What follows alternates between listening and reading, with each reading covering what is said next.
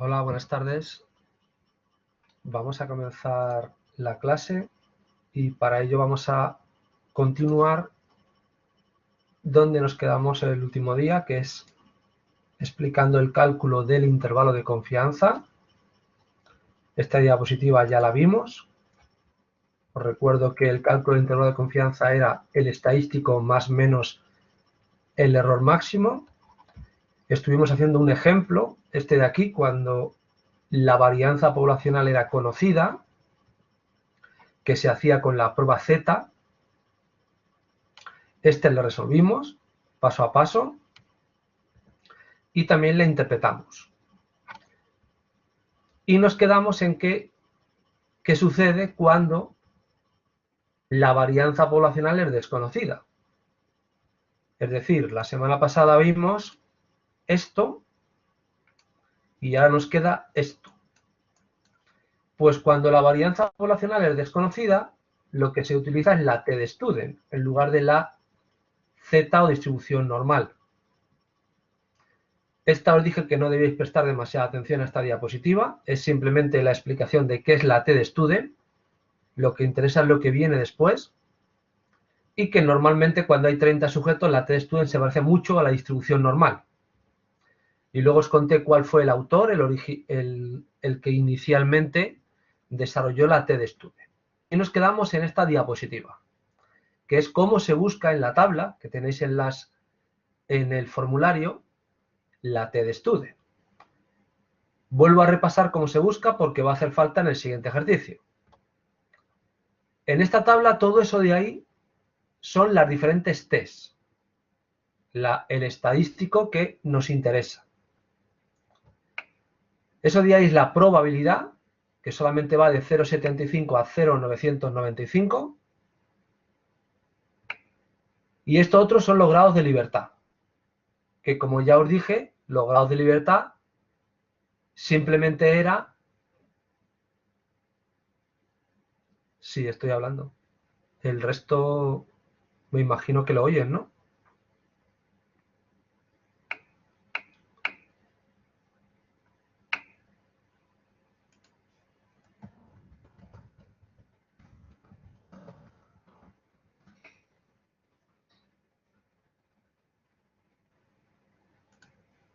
Entonces, como os he indicado, la parte central, lo que está en rojo, son las t's, los estadísticos de t, lo azul es la probabilidad y lo verde los grados de libertad. Que los grados de libertad simplemente para nosotros va a ser número de sujetos menos 1. Era básicamente lo del grado de libertad. Bien, vamos a ver algunos ejemplos de t de Student. Por ejemplo, esta es la t con 15 grados de libertad y con una probabilidad de 0,90. Pues el valor es el 1,34. Esta es la t de Student con 22 grados de libertad y una probabilidad de 0,15. Pero hay que tener en cuenta que en la tabla no está la probabilidad de 0,15, porque si miráis aquí, la probabilidad es 0,85. ¿Qué sucede? Que cuando la t es negativa, como este ejemplo, se busca el valor positivo en la tabla. Fijaros que en la tabla pone 1,061, es positivo, pero su probabilidad, que debería ser 0,85, cuando es negativo en vez de ser 0,85 es el complementario. En concreto la probabilidad es el 0,15. O sea que básicamente, si la probabilidad que me dan es menor que lo que aparece en la tabla, busco la probabilidad complementaria, como en este ejemplo estamos hablando de una t de probabilidad 0,15, el 0,15 no está arriba, yo busco el 0,85 que es el complementario, el valor de la t es este, pero lo pongo negativo. Esa es una t negativa. Veamos otro ejemplo. Este es el ejemplo de una T con 10 grados de libertad y una probabilidad de 0,99. 2,764. Y aquí tenemos un ejemplo de una T con 19 grados de libertad y una probabilidad de 0,025. De nuevo, si miramos arriba, aquí no está el 0,025, está el 0,975. ¿Qué hacemos? Cogemos el valor que hay aquí, pero se pone negativo. O sea que siempre que busquemos una probabilidad y que no esté en la tabla, hay que acordarse que la T se pone negativa. Esa es la única, digamos, precaución que hay que tener con la T. Vamos a verlo con el siguiente ejemplo, para entender cómo se busca, porque es mucho más fácil que lo que parece, porque tampoco vamos a buscar tantos valores, solo vamos a buscar un valor. Así que vamos a hacerlo con este ejercicio. Este ejercicio es idéntico a este ejercicio. Lo único que aquí la varianza poblacional era conocida, 16, por eso se utiliza la Z, que es el que hicimos la semana que viene, la semana pasada, y ahora, este ejercicio que viene ahora, es idéntico, pero si os fijáis en el ejercicio no da la varianza poblacional.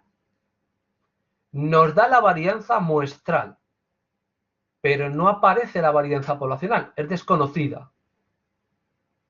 Cuando es desconocida, se hace exactamente igual que el caso anterior, pero en lugar de buscar en la tabla de la Z, se busca en la tabla de la T. Es la única diferencia. Veamos cómo se hace exactamente. La fórmula podéis comprobar que es casi la misma que ya vimos, pero ahora la diferencia es que hay que buscar el valor en la tabla T. Veamos cómo se hace. Límite inferior. Se pone la media. La media es 25, que está aquí. La desviación típica muestral. Ahora no va la desviación típica poblacional porque es desconocida. Bueno, pues la varianza poblacional vale 16, por lo tanto la desviación típica es la raíz cuadrada de 16. Aquí va el número de sujetos, que son 100. Pues se pone la raíz cuadrada de 100. Esto simplemente es sustituir. Exactamente igual que vimos la semana pasada. La dificultad que tiene ahora este ejercicio es cómo busco el valor de la T. O sea, hay que buscar este valor en la tabla T. Y vamos a ver por qué este valor es este de aquí.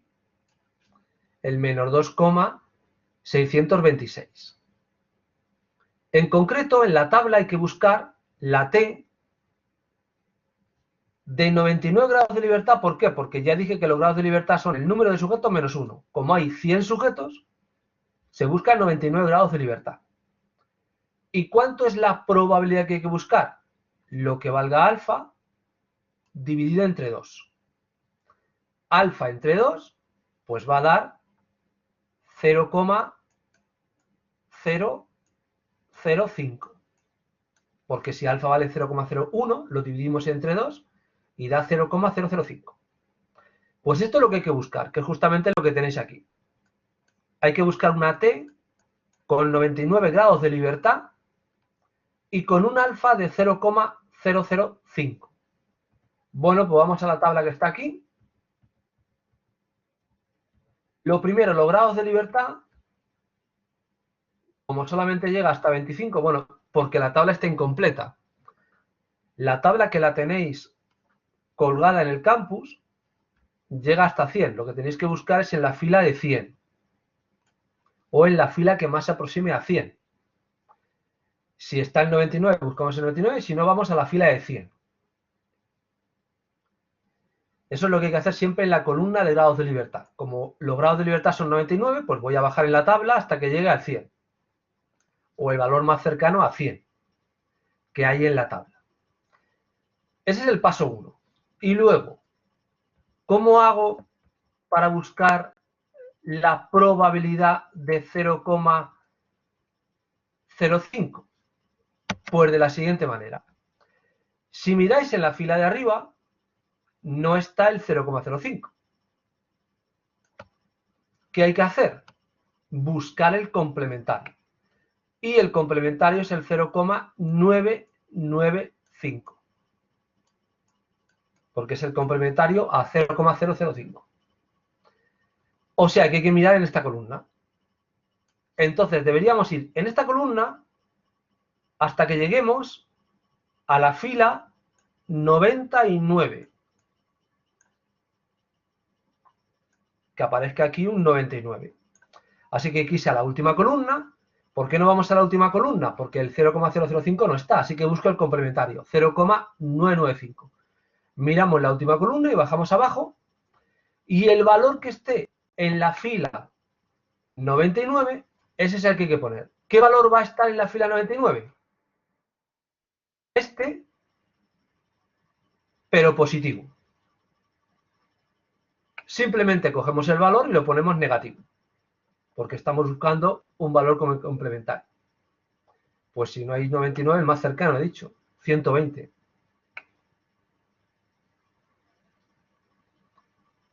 El que sea más cercano al 99. Si va de 60 a 120, pues el 120. Y en esa fila miramos en la última columna.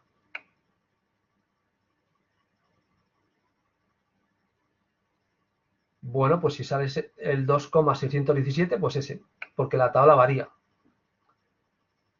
Yo miraría otra tabla que es más completa y por eso tengo porque yo la tabla que miré iba hasta 100.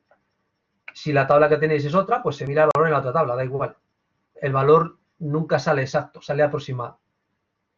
Entonces el que habría que poner en ese valor. Lo que me refiero es que lo que habría que hacer es aquí o aquí se pone el valor que aparece en la tabla. Y se puede poner el signo negativo o positivo. Da igual porque como está en valor absoluto, se va a quedar positivo. Así que da lo mismo que busquéis en 0,995 y pongáis el valor negativo que le pongáis positivo.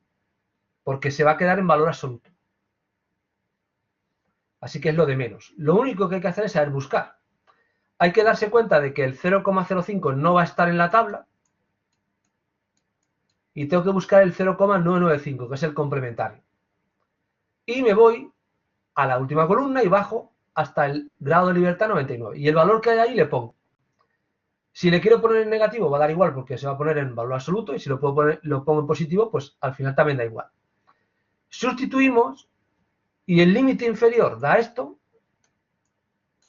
y el superior esto. Ya tenemos el ejercicio hecho con intervalo de confianzas. ¿Cómo se interpreta? Igual que conté la semana pasada. La probabilidad de encontrar la media entre 23,95 y 26,05 es del 99%. ¿Por qué es del 99%?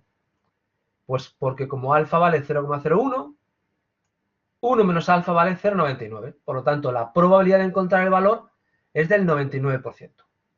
Esa es la interpretación que haríamos. La semana pasada lo interpreté con el 95%, pues ahora con el 99%, porque simplemente depende de alfa. O sea que el cálculo es el mismo de la la z que vimos la semana pasada. Lo que pasa es que ahora, en lugar de mirar en la z, se mira en la t. Es la única diferencia que habría al respecto. Todo lo demás se calcula exactamente igual.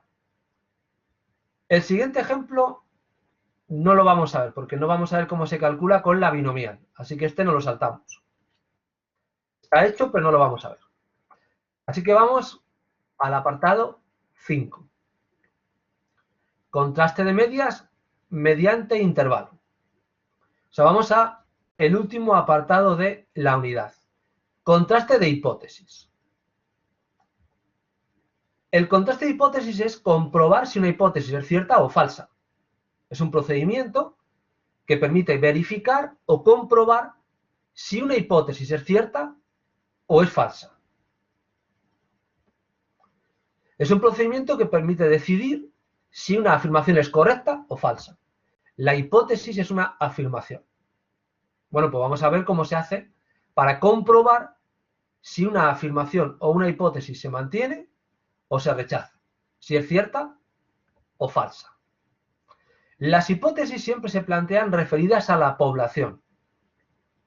Y vamos a ver algunos ejemplos de planteamiento de hipótesis. Hipótesis son muchísimas las que podemos plantear. Podemos plantear como hipótesis que la media de la edad vale 5. O que la media de motivación vale 40. Entonces podemos plantear diferentes hipótesis. Pero siempre se tienen que referir a la población.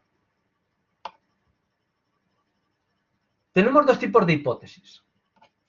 La científica, que se formula en forma de palabras. ¿Los varones y las mujeres son iguales en ansiedad? La estadística, que se formula con estadísticos. En lugar de hablar o decir que los varones y las mujeres son iguales en ansiedad, podemos decir que la media de las mujeres y la media de los varones son iguales. Esta es la diferencia entre una hipótesis científica y una estadística. La estadística siempre se formula con valores estadísticos. La científica con valores verbales o con una proposición. La científica es la que guía todo el proceso y la estadística se basa en la científica. O sea que primero se plantea la hipótesis científica y luego después se plantea la hipótesis estadística y no al contrario. La científica se va a referir a la realidad, mientras que la estadística, pues como hemos visto todo el rato, se va a referir a la distribución de probabilidad.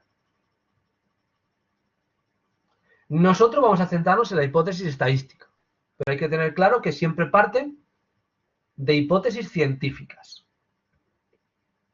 Dentro de las estadísticas hay dos hipótesis, la denominada nula o la alternativa. La nula se representa por H sub 0, la alternativa por H sub 1. La nula es la que se contrasta. La alternativa es la negación de la nula. Vamos a ver algunos ejemplos. A la nula se la llama exacta. A la alternativa se la llama inexacta. Veamos ejemplos. Esta de aquí. La hipótesis nula es que pi vale 0,5. La alternativa es que pi es diferente a 0,5. Siempre tienen que indicar lo contrario.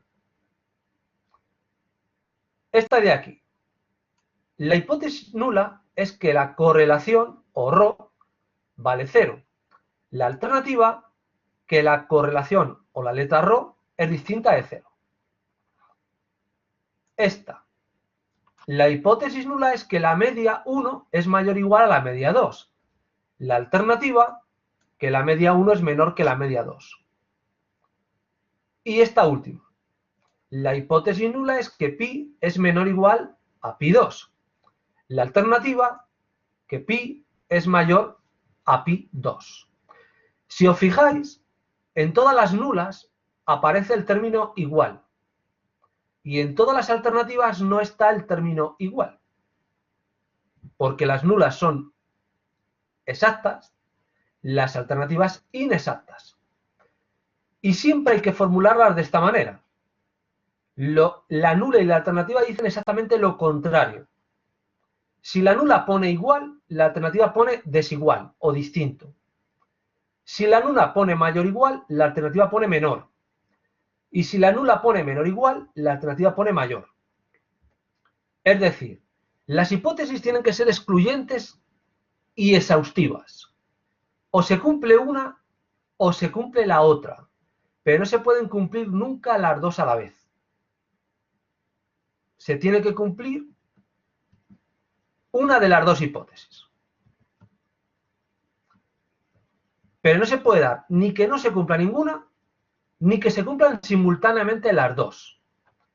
Así que en el ejemplo que he puesto anteriormente, todos los que tenéis aquí ejemplos, las hipótesis son, esta es la hipótesis nula y esta es la alternativa,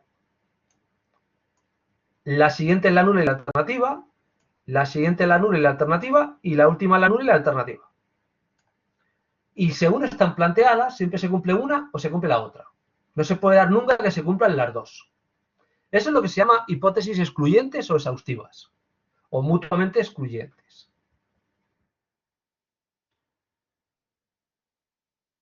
Hay tres maneras de contrastar una hipótesis, o tres formas de hacer contrastes: bilateral, unilateral derecho y unilateral izquierdo.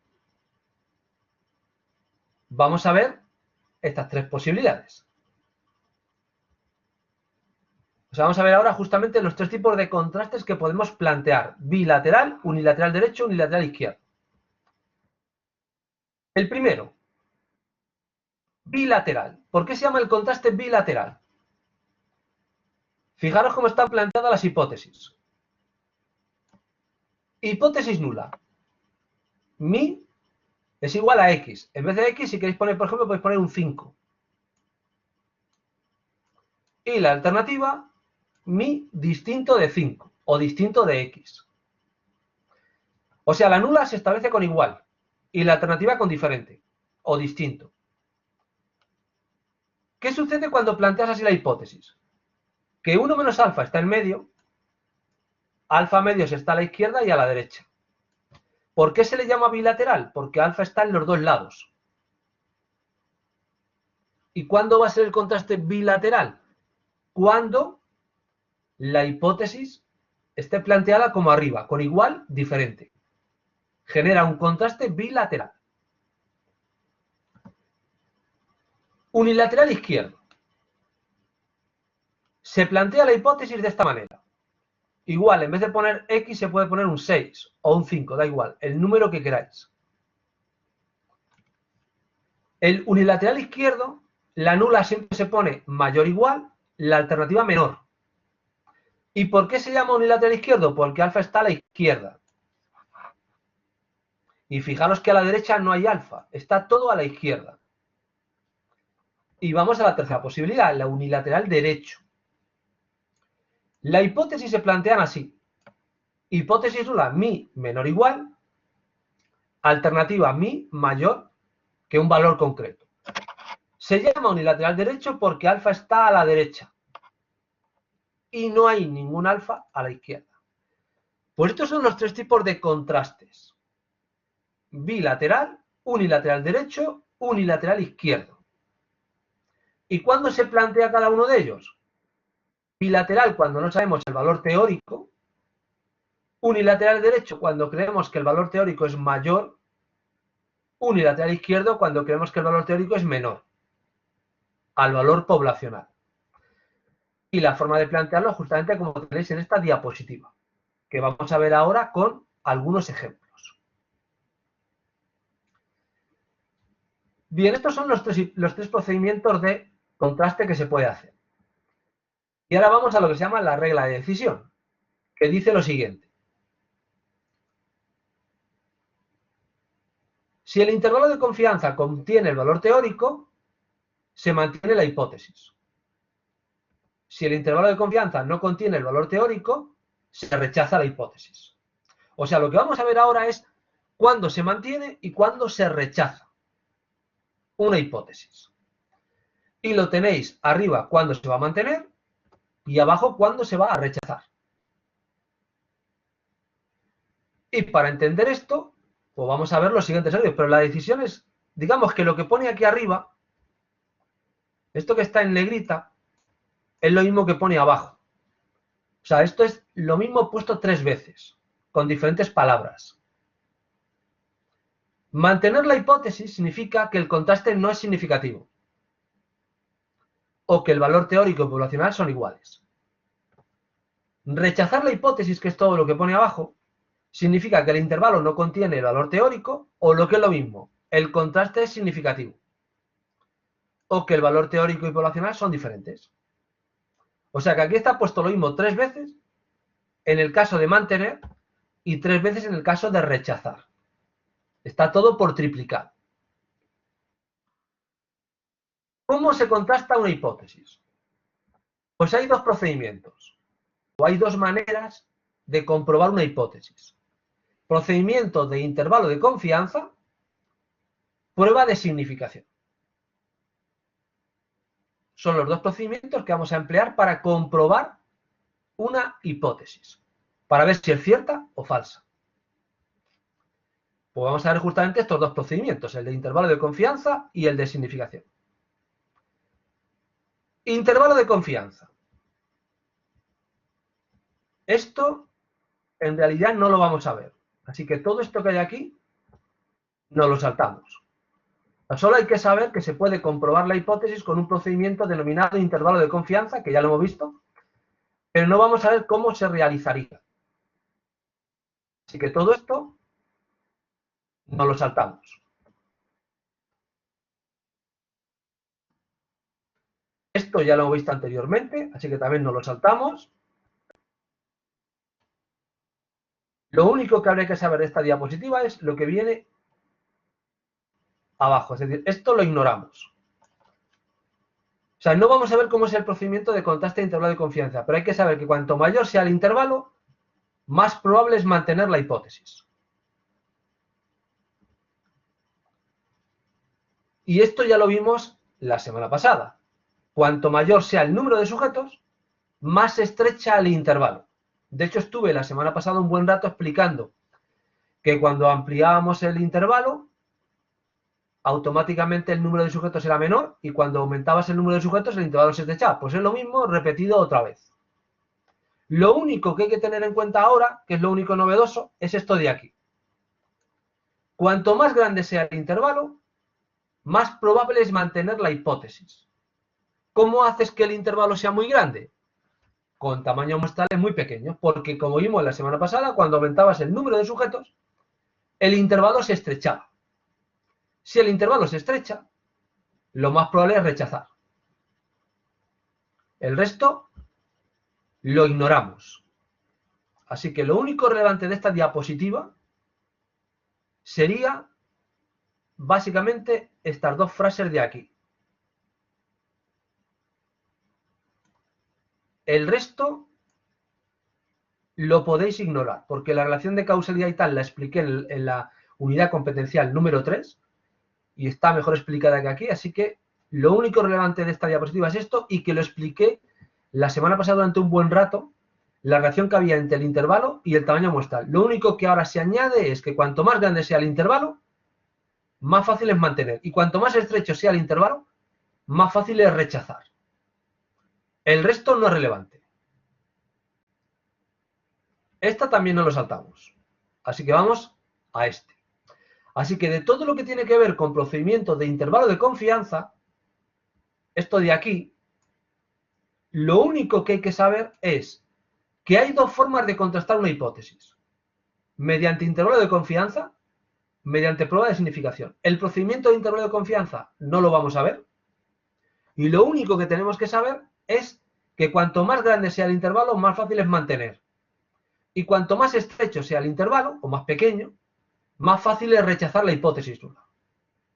Y nada más. Así que vamos ahora al apartado 5.2.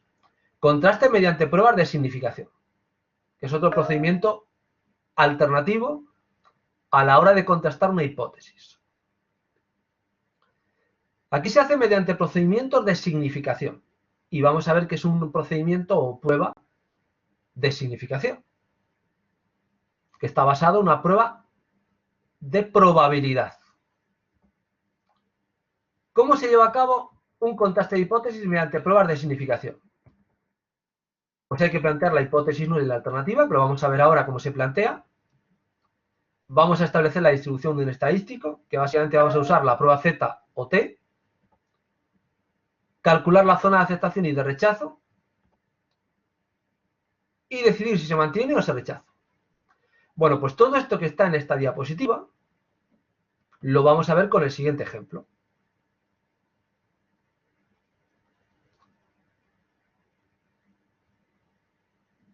¿Cuál es la duda que tenías? Profesor, gracias por atenderme. Una consulta es pequeña antes que nos coloquemos en este nuevo tema. Respecto del intervalo, para ver si estoy pensando bien, ¿el intervalo se achica cuando es mayor la muestra? Claro. ¿Sí? ¿Eso es correcto, profesor? Ya. Sí, Eso sí. quería... ¿Perdón? Sí, sí, eso lo estuve explicando la semana pasada, sí. Sí, sí, justamente, sí, es que me había quedado algunas dudas, entonces por eso que quería tenerlo claro en la mente. Gracias, profesor. Gracias. Bueno, pues esto que tenemos aquí ahora de las pruebas de significación, que son los pasos que aparecen, en realidad lo vamos a ver con un ejemplo.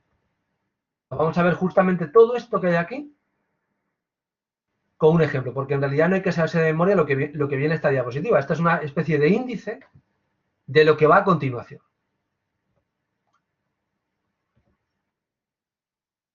Y vamos a emplear esto que tenemos aquí.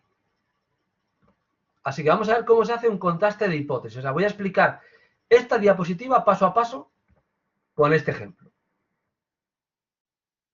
Así que en realidad lo relevante no es saberse esta diapositiva y tampoco saberse esta. Lo relevante es entender el ejemplo.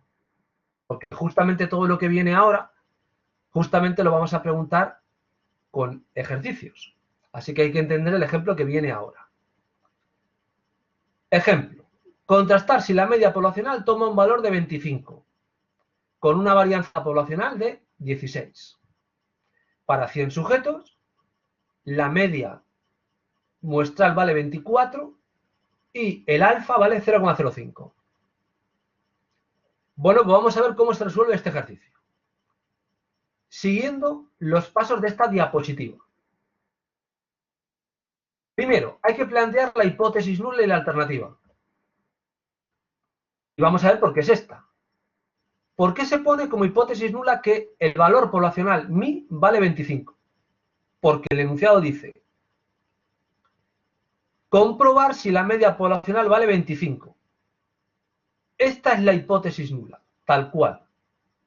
Queremos comprobar si la media poblacional vale 25. Por lo tanto, la hipótesis nula es que mi es igual a 25.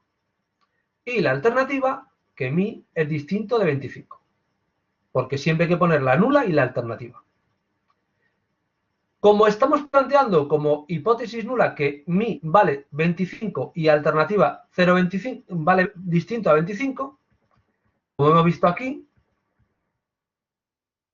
estamos hablando de un contraste bilateral. Porque estamos poniendo igual, diferente. Contraste bilateral. O sea que alfa va a estar en los dos lados. Así que volvemos al ejercicio. Tal y como está planteada la hipótesis, se trata de un contraste bilateral. Si os fijáis en la figura de la derecha, he puesto alfa medios a la izquierda y alfa medios a la derecha. ¿Por qué? Porque la hipótesis nula está planteado como igual diferente. Este es el primer paso. Formular la hipótesis nula y la alternativa en función de lo que dice el enunciado. Segundo paso. Hay que calcular el estadístico de contraste. ¿Y cómo se calcula el estadístico de contraste? Pues lo tenéis aquí en esta diapositiva. Hay que calcular eso. Y vamos a ver dónde he sacado la información. Esta es la media muestral. Esta es la media poblacional. ¿De dónde sacamos la media poblacional? De la hipótesis nula. Esta es la media muestral y esta es la poblacional. Y siempre se ponen en este orden. Esta es la desviación típica poblacional. Nos da la varianza poblacional. Bueno, pues yo pongo aquí la desviación típica poblacional. La raíz cuadrada de 16. Y por último, el número de sujetos, que son 100. Pues ponemos aquí 100. Calculamos y el estadístico de contraste vale 2,5. Ya tenemos calculado el estadístico de contraste. Simplemente sustituyendo en los valores de la fórmula que tenemos aquí. Y la única dificultad que tiene es que hay que saber sacar la información del enunciado. La media poblacional siempre es el de la hipótesis nula y la media muestral el que da el enunciado. Bueno, pues el estadístico de contraste, que es una Z, vale 2,5. Segundo paso. O sea, estoy explicando Plantear la hipótesis nula, cálculo del estadístico de contraste. Segundo paso. Tercer paso, hay que calcular la zona de aceptación y rechazo. Bien, vamos a ver cómo se calcula eso. Vamos a esta diapositiva. Si el contraste es bilateral, hay que calcular esto. Si fuera unilateral derecho se calcula esto, y si fuera izquierdo se calcula esto. Pero como es bilateral, tenemos que calcular eso. Porque estamos en el ejemplo de que es bilateral. Vamos a ver cómo se calcula eso. Consiste en calcular la z de alfa medios y la z de 1 menos alfa medios. Bien, pues vamos a ver cómo se calcula. Alfa vale esto. La z de alfa medios es la z de 0,05 entre 2. Y la z de 1 menos alfa medios es la z de 1 menos 0,05 entre 2. Es decir, la z de alfa medios es la z de 0,025. Y la z de 1 menos alfa medios es la z de 0,975. Si hacéis el cálculo, aquí os va a salir 0,025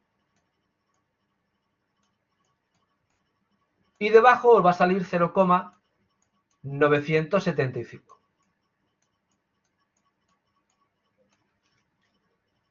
¿Qué hay que hacer ahora? Hay que ir a la tabla de la z y buscar cuánto vale la z de 0,025 y cuánto vale la z de 0,975. Así que cogemos la tabla y dentro de la tabla buscamos el valor. Para ello, podemos ir a las tablas que hemos visto anteriormente.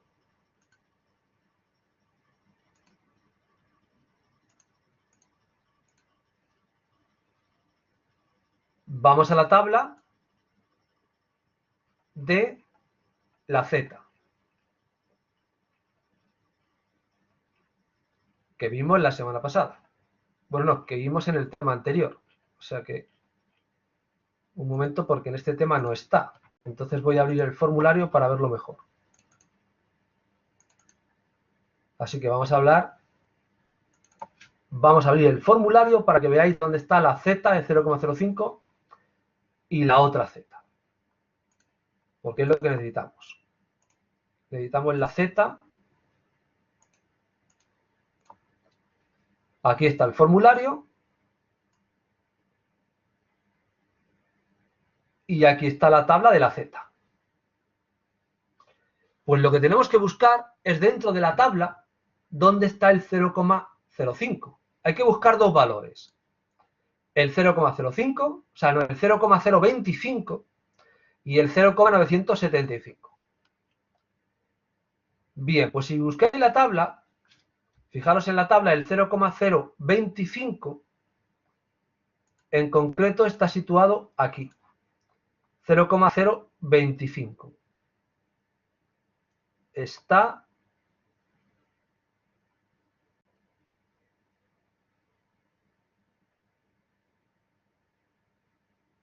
aquí. Ahí está el 0,025.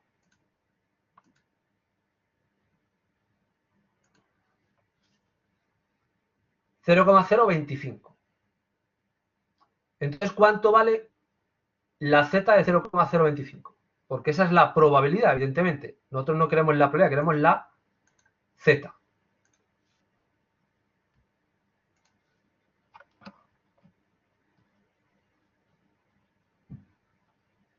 Entonces, ¿cuánto valdría el valor de la z?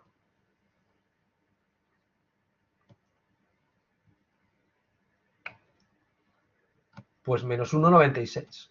Pues esa es la z de 0,025. Y ahora hay que buscar la z de 0,975. Vamos a la tabla, el 0,975 está situado ahí.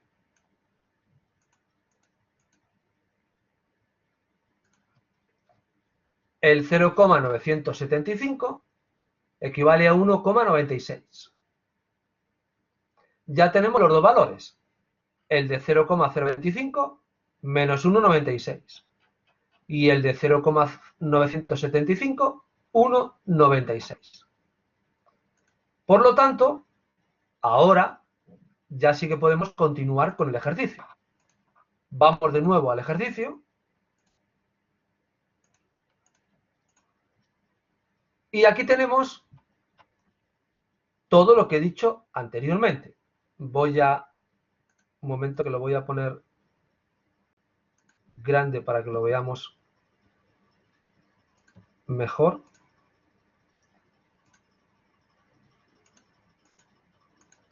Así que hemos hecho hipótesis nula, estadístico de contraste 2,5,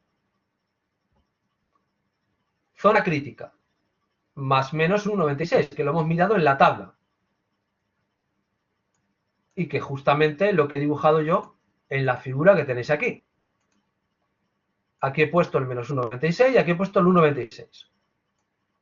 Este es el estadístico de contraste.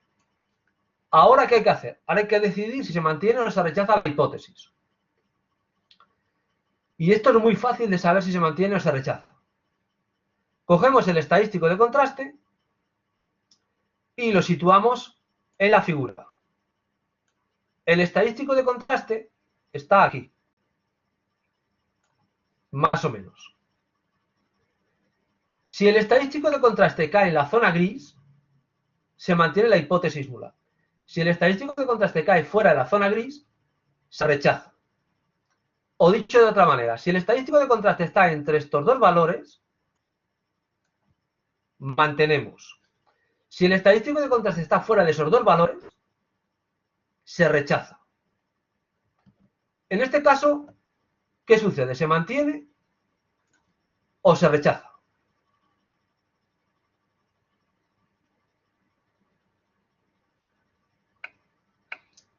Se rechazaría la hipótesis, porque el estadístico de contraste cae claramente fuera de la zona de aceptación. Porque la zona de aceptación es la comprendida entre más o menos 1,96 y la zona de rechazo es la que está fuera. Se rechaza. Así que, conclusión, rechazamos la hipótesis nula. ¿Y qué concluimos? Que la media poblacional es distinto de 2,5. ¿Por qué? Si se mantiene la hipótesis nula, te quedas con esto. Pero si se rechaza, te quedas con la alternativa. Como se ha rechazado, nos quedamos con la hipótesis alternativa, que es diferente a 25. Este es un procedimiento de contraste de hipótesis realizado con un contraste bilateral. Y además de que sea bilateral, hay que tener en cuenta que es conocida la varianza poblacional. Como conocemos la varianza poblacional, hemos utilizado esta fórmula, que es la que teníamos aquí. De hecho, lo pone en la diapositiva. Conocida la varianza poblacional. Y hemos hecho el ejemplo de contraste bilateral. Y los pasos son los que contaba anteriormente. Hipótesis nula, estadístico de contraste, zona crítica y en este caso rechazamos. ¿Pero qué pasa si no conocemos la varianza poblacional?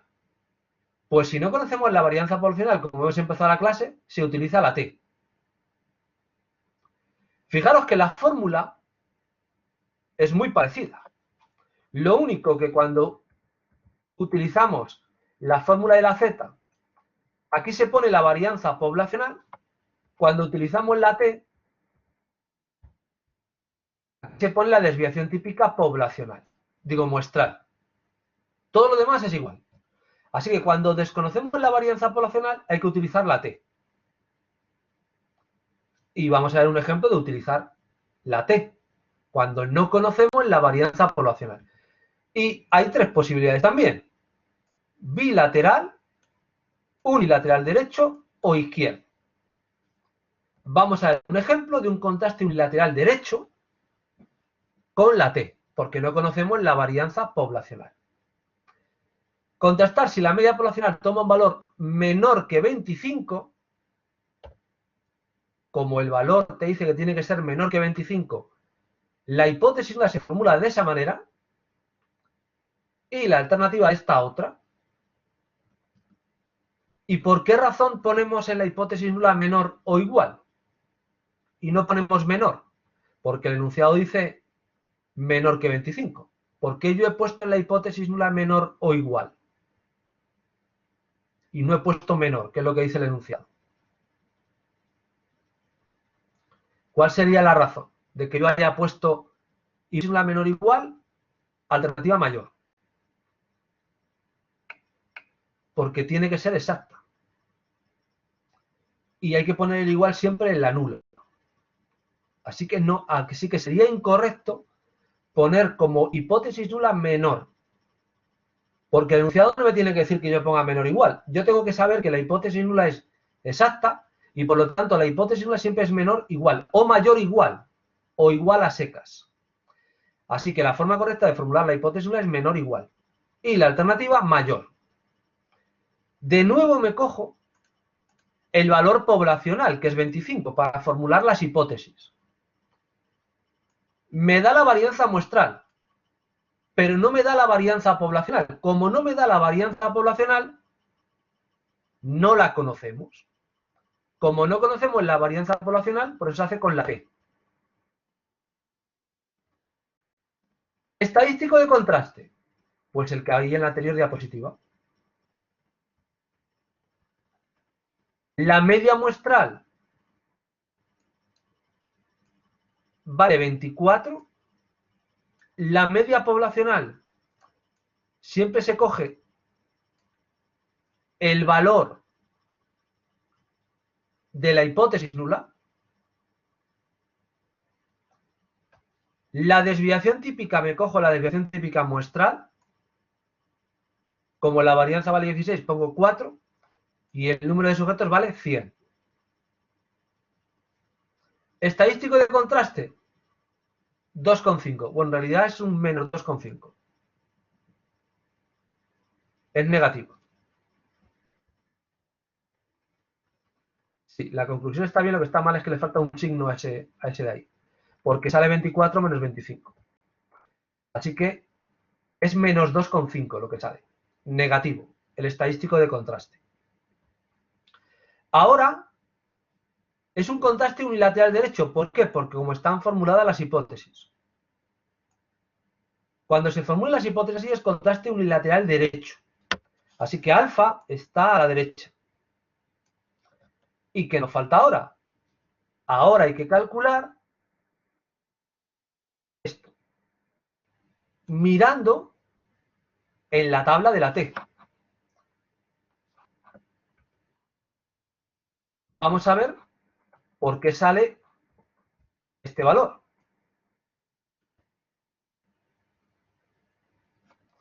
Entonces voy a...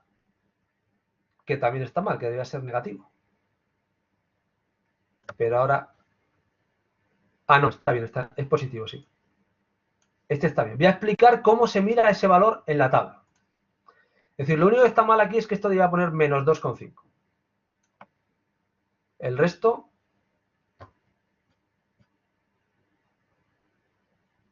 estaría bien. Bien, voy a explicar cómo buscamos este valor en la tabla. En la tabla de la T. Fijaros el valor que hay que buscar. Hay que buscar 1 menos alfa, n menos 1. ¿Por qué 1 menos alfa? Lo tenéis en esta diapositiva de aquí. Cuando es unilateral derecho se busca 1 menos alfa. Si fuera unilateral izquierdo, se busca alfa. Vamos a ver cómo se busca ese valor en concreto en la tabla. Así que vamos a la tabla T. Fijaros, cogemos la tabla T. Hay que buscar, como os acabo de indicar, vamos a la tabla T.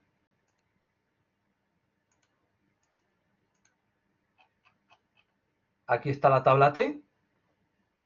Y en concreto en la tabla T hay que buscar esto.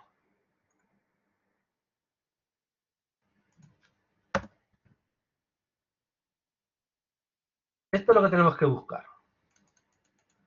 Y vamos a ver si efectivamente sale eso en la tabla. Porque el alfa vale 0,05. Bueno, pues como pone aquí 1 menos alfa, 1 menos 0,05. N era 100. Por lo tanto, lo que tenemos que buscar en la tabla es una T, 99 grados de libertad y la probabilidad 0,95. Porque esto es lo que queda después de restar 1,95. Esto es lo que tenemos que buscar en la tabla. Bien, 99 grados de libertad, pues vamos en la tabla. Como el 99 no está, nos quedamos en la fila 100. Así que nos situamos aquí, en la fila 100. Bueno, 120, porque no está el 99. Columna, 0,99, o sea que la columna es esta. Esa es la columna. El que confluye todo es justamente este. 2,358, que no coincide con el que os he puesto yo, pero porque yo utilicé otra tabla, así que vamos a ponerlo bien. 2,358. Ese es el valor. 2,358. Columna 0,90. No, es que he mirado mal, es 0,99. Es esta de aquí. Entonces a lo mejor sí va a coincidir. A ver, no era 0,99, sino 0,95 la probabilidad. Así que hay que mirar aquí. Este es el correcto. Ese de ahí. 1,658. Que yo he puesto 1,66. Si lo redondeamos a los decimales está bien. Ese es el valor. Columna 0,95, porque alfa era 0,05. Fila, el más cercano a 99, que era 120. Pues 1,658 o 1,66, que es como había puesto yo. Bien, pues eso estaría correcto. Ahora vamos a de nuevo a repetir los pasos en el ejercicio. O sea, vamos a coger otra vez el ejercicio y vamos a repetir todos los pasos. Ponemos la hipótesis nula, contraste unilateral derecho, estadístico de contraste, que ya os he dicho que en realidad es negativo el valor.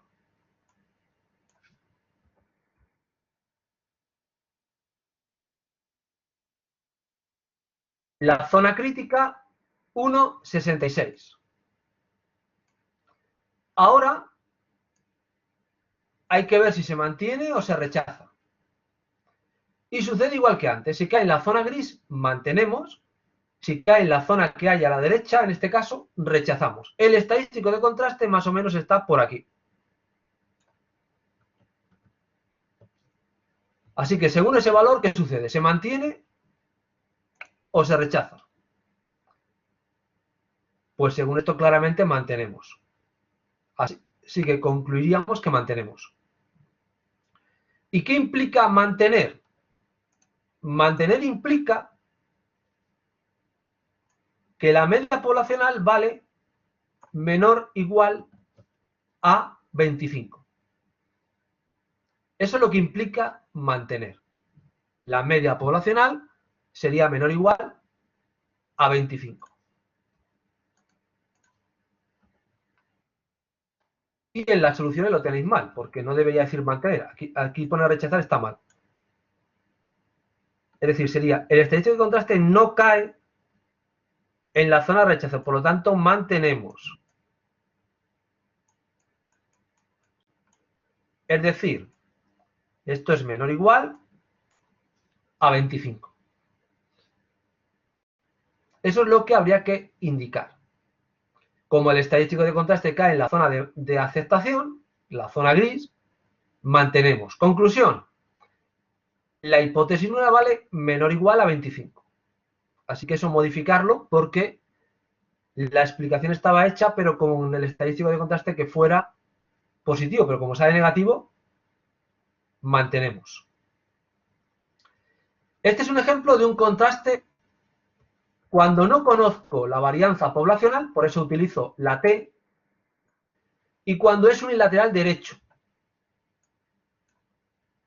Y hemos visto anteriormente un ejemplo de un contraste bilateral cuando conocíamos la varianza poblacional y utilizando la Z.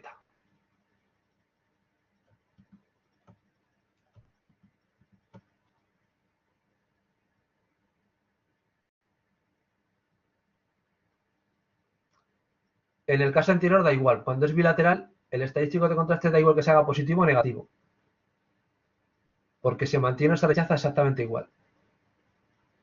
No te afecta en el resultado.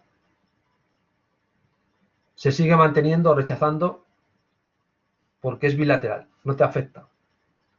Así que en ese da lo mismo, que sea positivo o negativo. Te sale exactamente lo mismo. Sigue cayendo en la zona de rechazo. Aunque lo pongas negativo, te da igual porque va a quedar por aquí.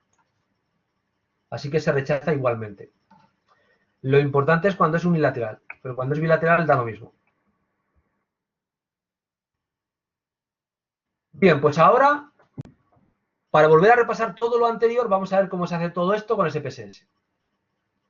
Para repasar lo anterior.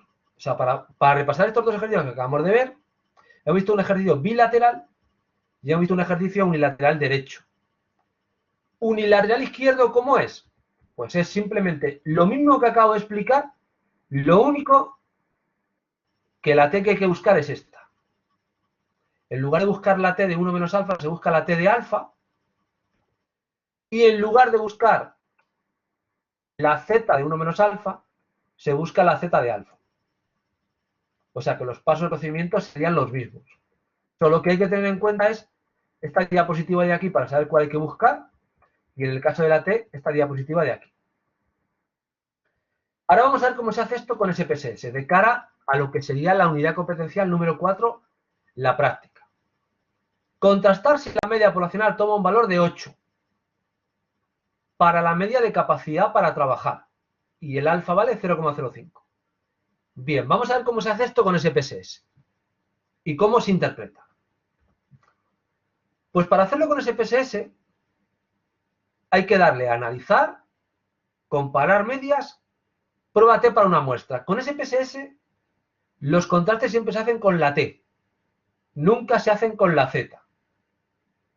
Así que siempre lo vamos a hacer con la T. Le damos a estas opciones, analizar, comparar medias, prueba T para una muestra, sale esta ventana y lo único que hay que hacer es coger la variable que nos indica capacidad para trabajar y pasarla aquí.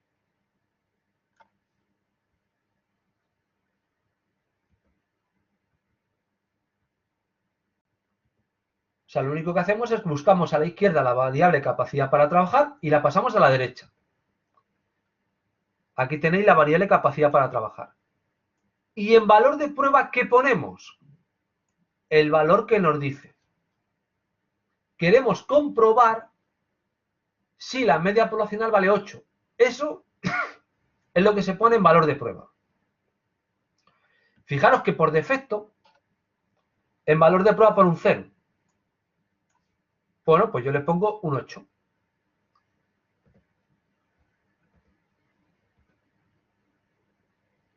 En el botón opciones, si el alfa es 0,05, ahí ponemos 95, que es justamente el ejemplo que tenéis. Si el alfa vale 0,01, en porcentaje de intervalo de confianza ponéis 99. Es lo que había que tener en cuenta. O sea, si el ejemplo es como el que tenéis aquí, pues ponéis un 95%. Si el alfa que te da el enunciado es 0,01, el porcentaje del intervalo se pone 99. Es lo único que habría que tener en cuenta. Continuar y aceptar. Y sale esta tabla que tenéis aquí. La tabla que sale abajo. Esta tabla simplemente te dice cuántos sujetos hay en la muestra, la media de la muestra, 8,16, y la desviación típica de la muestra, 1,73. O sea, simplemente es una tabla de descriptivos. Número de sujetos, la media de la muestra y la desviación típica de la muestra. Y luego sale esta otra tabla, que es la que voy a comentar ahora. O sea, salen dos tablas con SPSS. La que tenéis abajo y la que tenéis en esta diapositiva. Bien. Lo primero que hacemos es formular la hipótesis nula y la alternativa. En SPSS los contrastes siempre son bilaterales. Van a ser siempre contrastes bilaterales.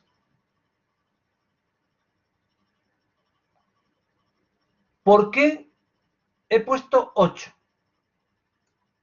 Pues porque el valor de prueba era 8. Pero, ¿por qué sé que SPSS ha tomado un 8? Valor de prueba, 8. O sea que lo que pone aquí valor de prueba es el valor de la hipótesis nula. Y tengo que fijarme que el SPSS ha puesto un 8. ¿Cómo sé que el SPSS ha puesto un 8? Pues lo he explicado anteriormente, porque aquí, donde pone valor de prueba, yo he puesto un 8. Ese es el valor de la hipótesis nula. Formulamos la hipótesis nula. Como he dicho, son bilaterales siempre en SPSS. La media poblacional vale 8, la alternativa diferente de 8. ¿Cuál es el estadístico de contraste? En SPSS no hay que calcularlo, siempre está aquí. Este es el estadístico de contraste. No tenemos que calcularlo. Nos lo da el SPSS. Vale, ¿y cómo sé si mantengo o rechazo en SPSS? O sea, ¿cómo voy a saber si mantengo o rechazo la hipótesis en SPSS? Bueno, pues voy a explicar cómo se hace en SPSS. Se hace de la siguiente manera. En SPSS no hay que estar mirando en la tabla, ya te lo da hecho todo. Comparamos este valor con este. El que pone sig bilateral, le comparamos con alfa. Comparamos los dos. ¿Y cuándo se mantiene? Si el sig bilateral es menor o igual a alfa, rechazamos. Y si el sig bilateral es mayor que alfa, mantenemos. Esa es la regla que tenemos que utilizar. O sea, siempre vamos a comparar el sig bilateral con alfa. Si el sig bilateral es menor o igual a alfa, rechazamos. Y si es mayor que alfa, mantenemos. En este caso, ¿qué sucede? ¿Se mantiene o se rechaza? ¿El sig bilateral es menor o mayor que alfa?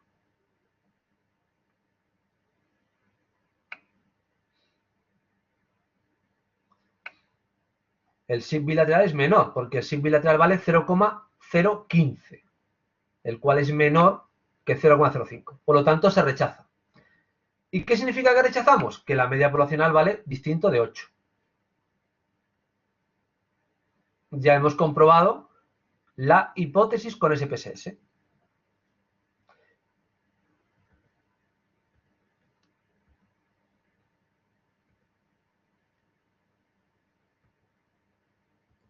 Bien. Ahora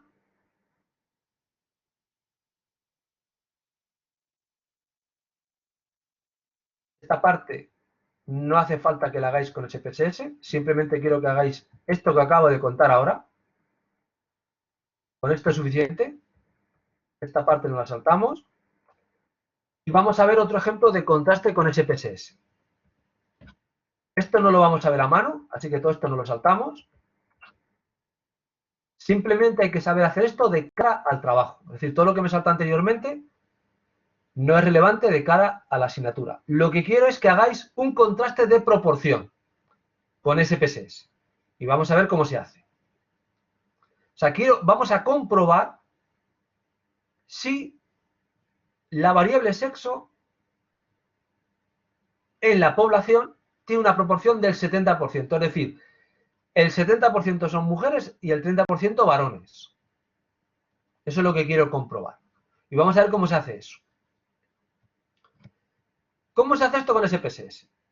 Le dais a analizar, pruebas no paramétricas, cuadros de diálogo antiguo, binomial. Ahí es donde tenéis que llegar. Y sale esta ventana.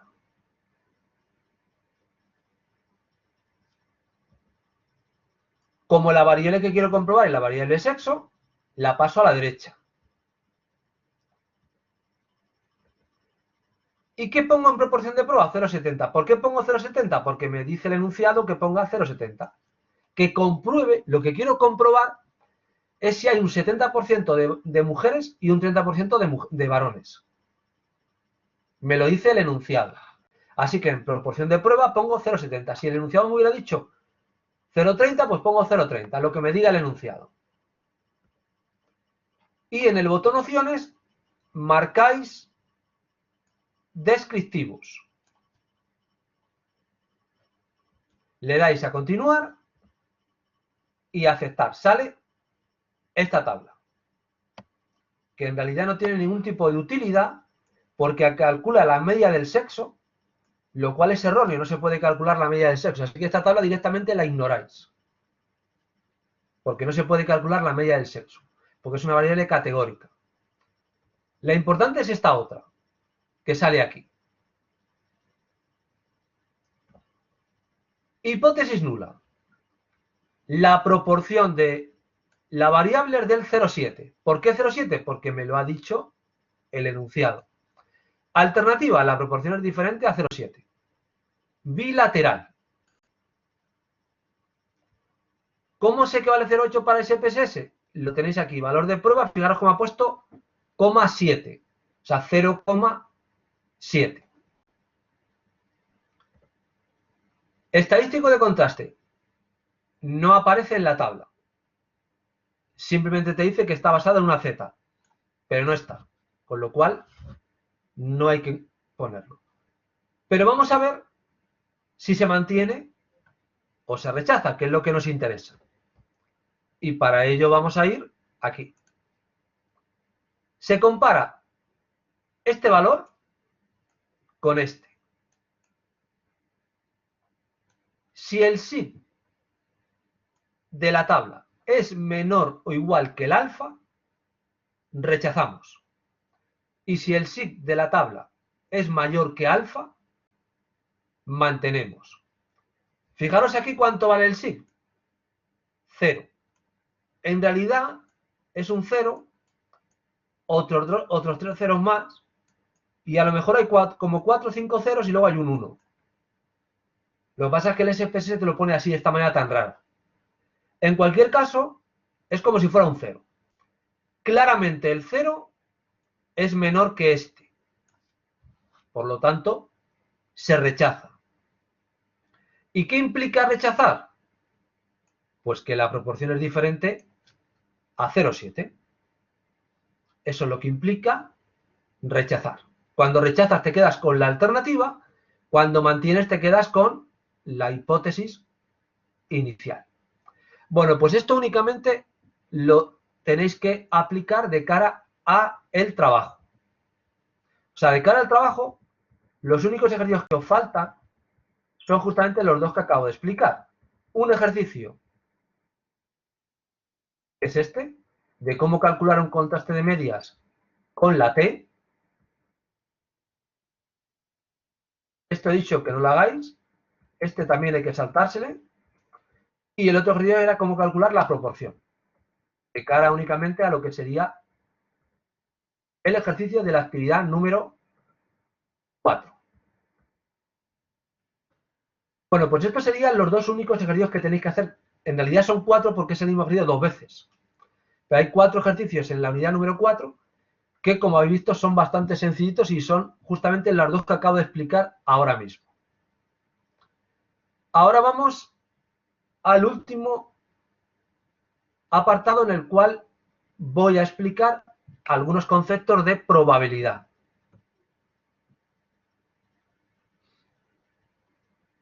La parte de SPSS vale para el trabajo, no vale para el examen como tal.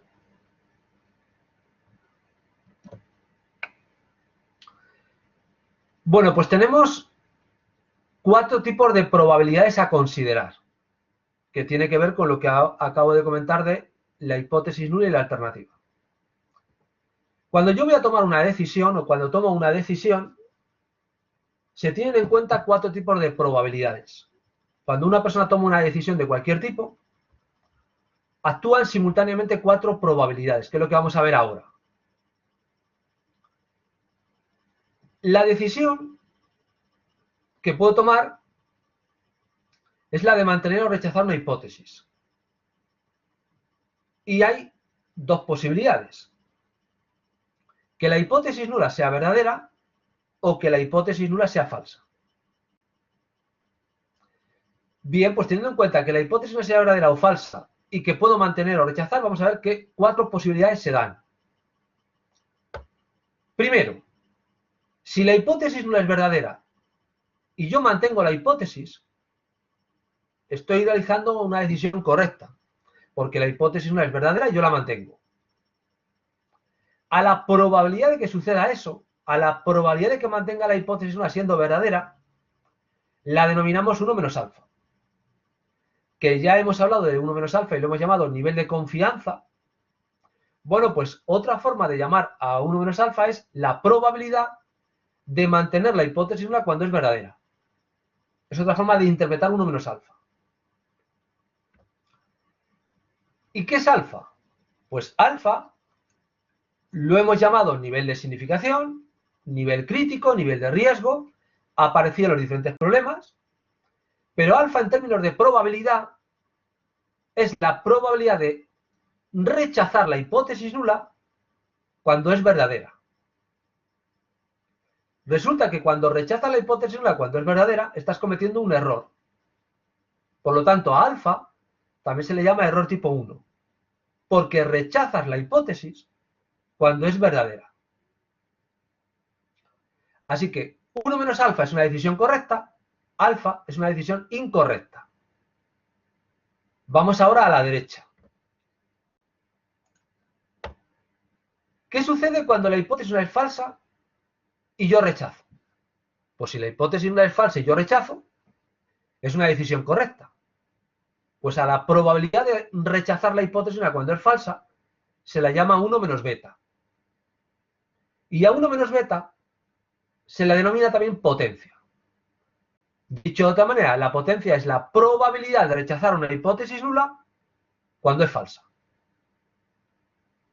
A eso lo denominamos potencia. ¿Y qué es beta? La probabilidad de mantener la hipótesis nula cuando es falsa. Por lo tanto, es una decisión incorrecta, porque mantenemos siendo falsa. A beta también se le llama error tipo 2. Así que tenemos 2 decisiones correctas. 1 menos alfa y 1 menos beta. Y 2 decisiones incorrectas. Alfa y beta. Y en términos de probabilidad, lo que he contado antes, la probabilidad de cada una de ellas. En lugar de ponerlo de esta manera, vamos a verlo ahora representado gráficamente. Lo mismo que hay aquí, pero representado gráficamente. Supongamos un contraste unilateral derecho. Si el contraste es unilateral derecho, ahí tenéis cómo se formulan las hipótesis. Hipótesis nula menor o igual, alternativa mayor.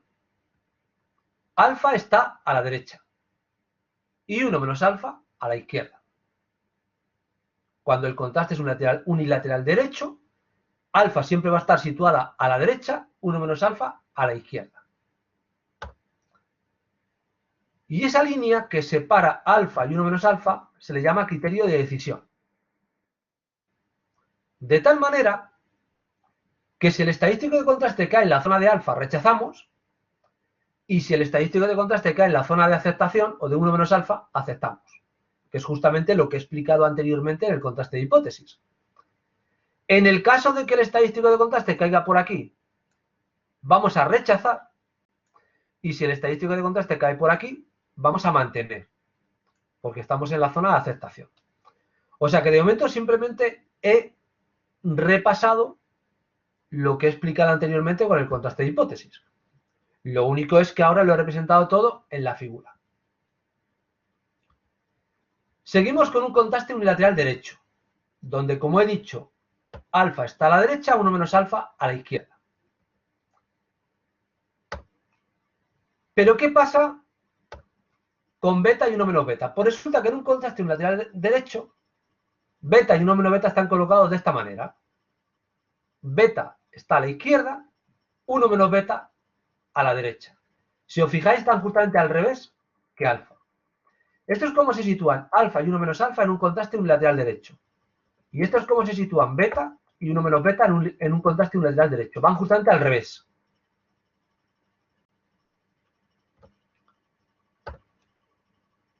¿Qué sucede en realidad?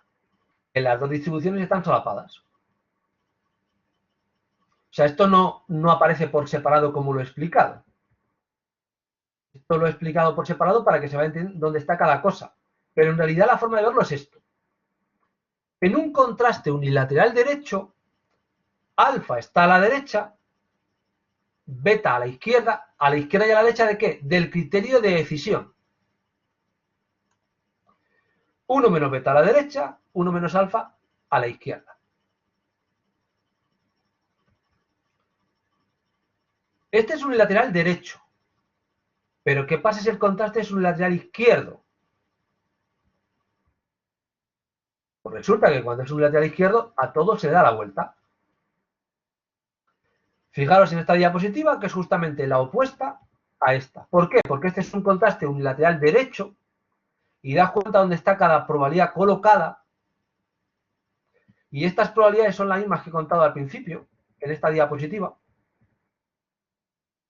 Están colocadas a nivel espacial, contraste unilateral derecho, y cuando es izquierdo, a todo se le da la vuelta. Si es izquierdo, alfa está a la izquierda, beta a la derecha.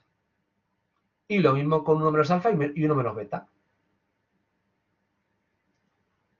Esto es cómo se colocan las probabilidades.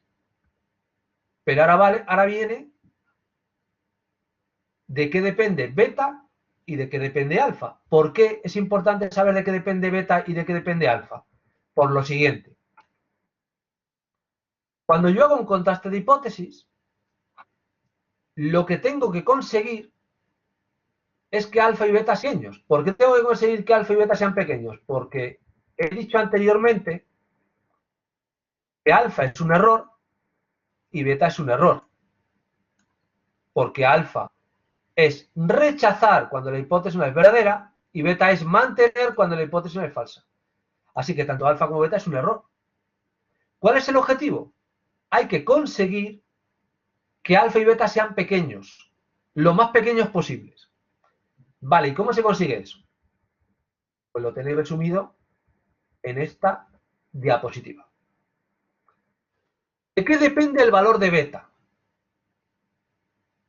De alfa. Cuanto mayor sea alfa, más pequeño va a ser beta.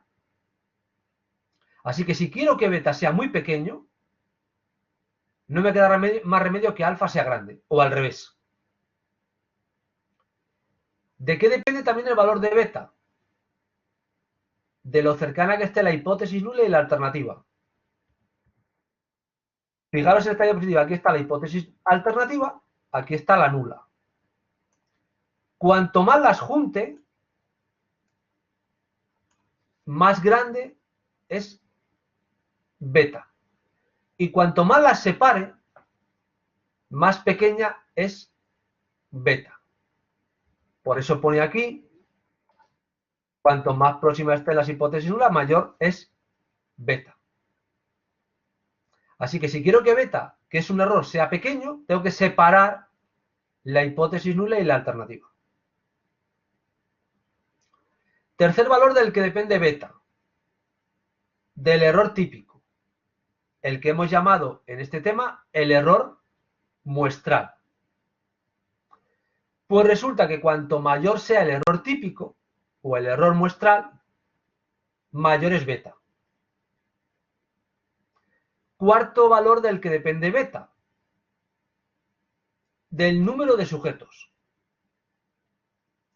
Cuanto más sujetos haya en la muestra, menor es beta.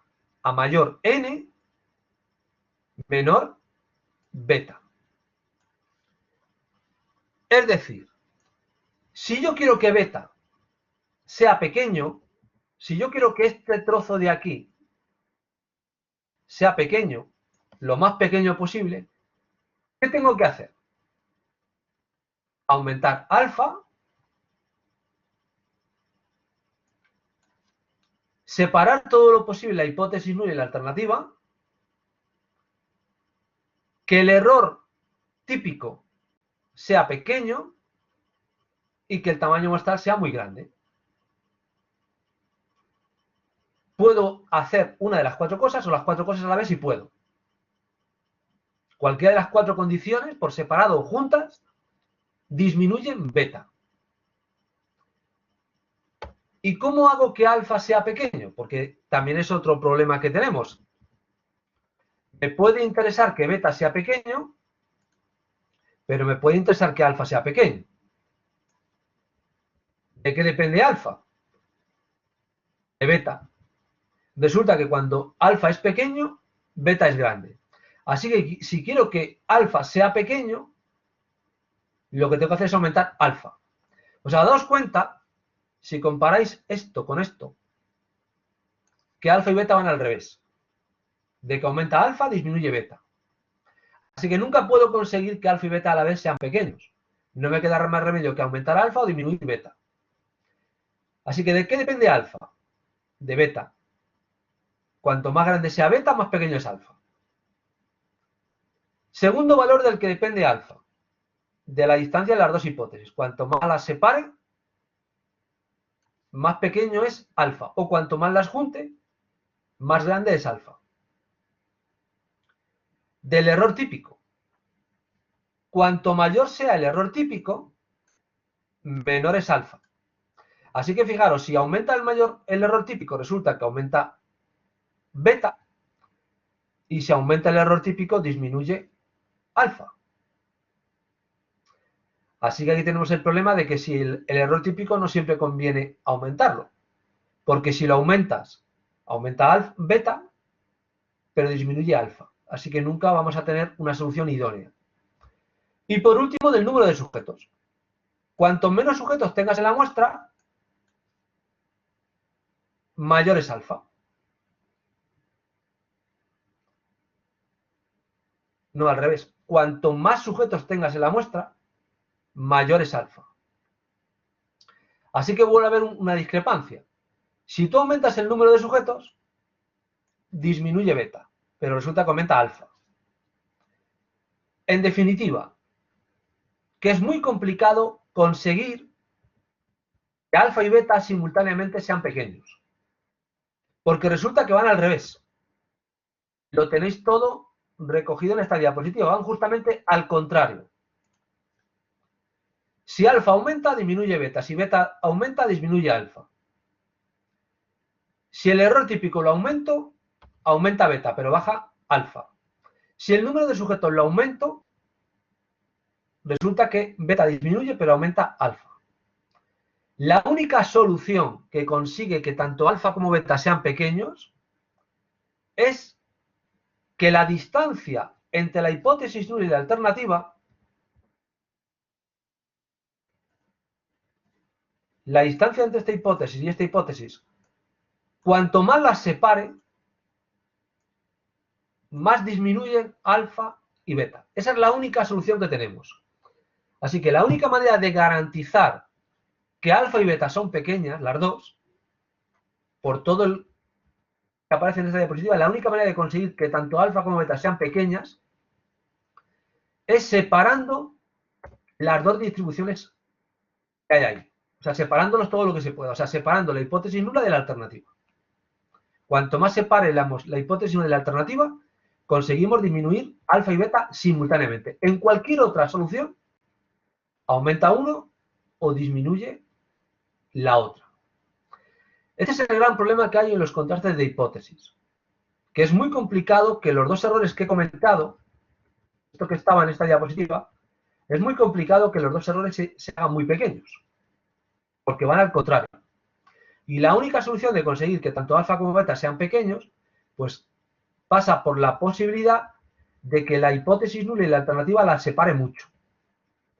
Es la única solución que habría. Cualquier otra solución que tenga, automáticamente va a generar problemas.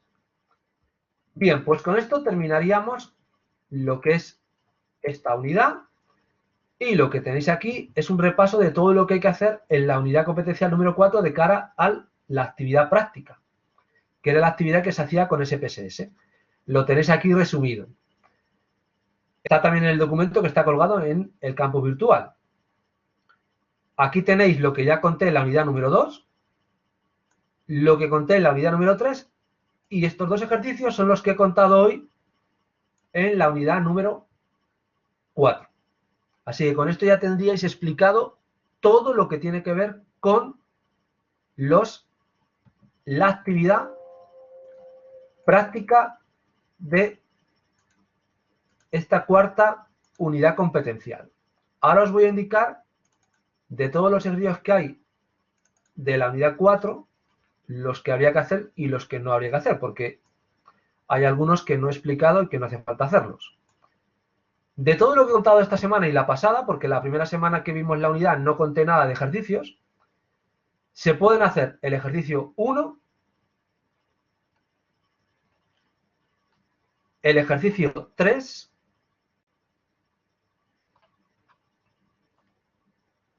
el 4,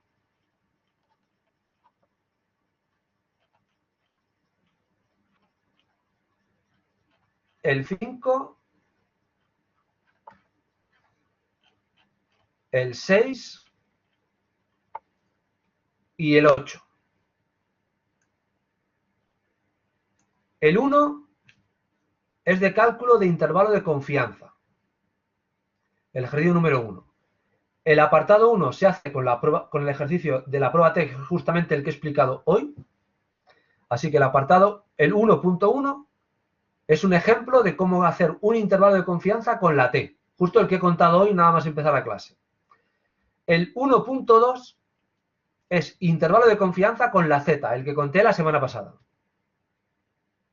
Para que practiquéis esas dos posibilidades. Ejercicio 1. El 2 no hay que hacerlo. El 3. Pues el 3 es un procedimiento de contraste de hipótesis y se hace con la Z, porque nos da la varianza poblacional. Se hace con la Z y es un contraste unilateral izquierdo, para que sepáis cómo se plantea. Así que el número 3 se hace con la Z, con la normal, contraste unilateral izquierdo. El 4 se hace con la T de Stude y es un contraste unilateral derecho. De hecho, lo pone literalmente el ejercicio. Ese es el 4. Se hace con la T de Stude en contraste unilateral derecho. El 5 se hace con la Z y es un contraste unilateral derecho.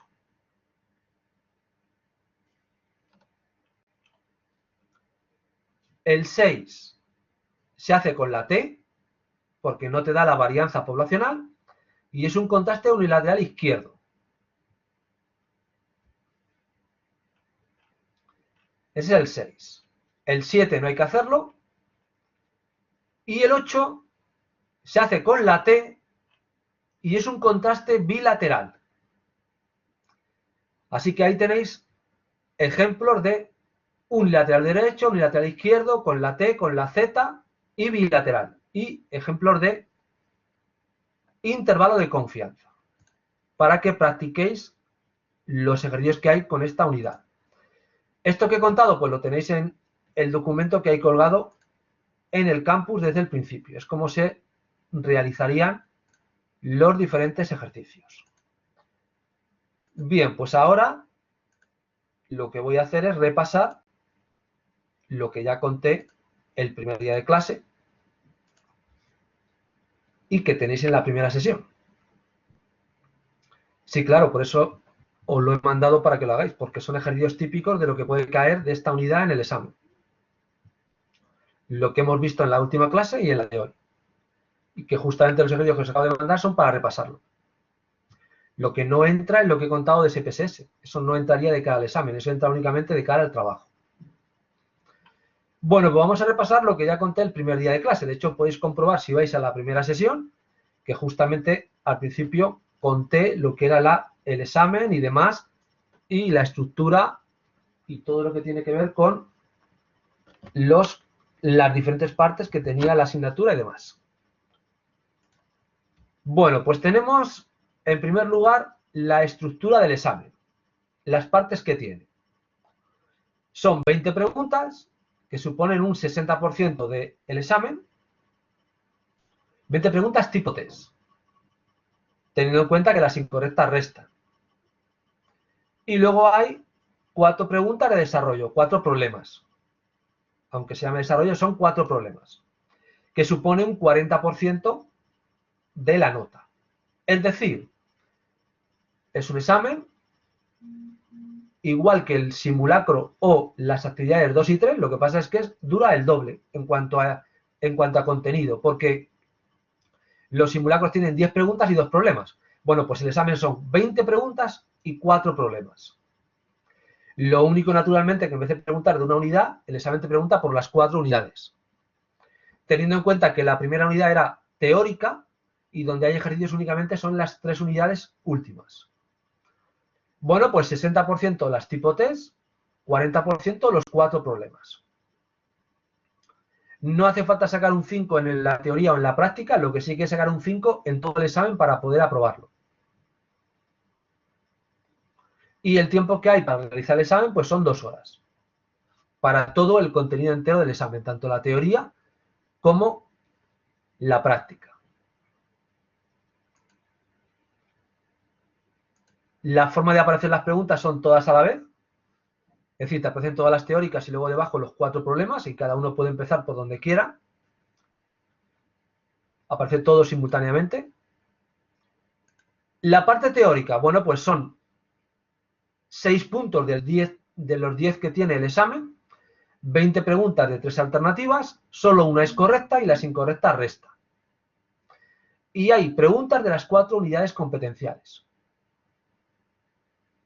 Porque hay que recordar que la primera unidad era fundamentalmente teórica. De hecho, no tenía ningún ejercicio práctico.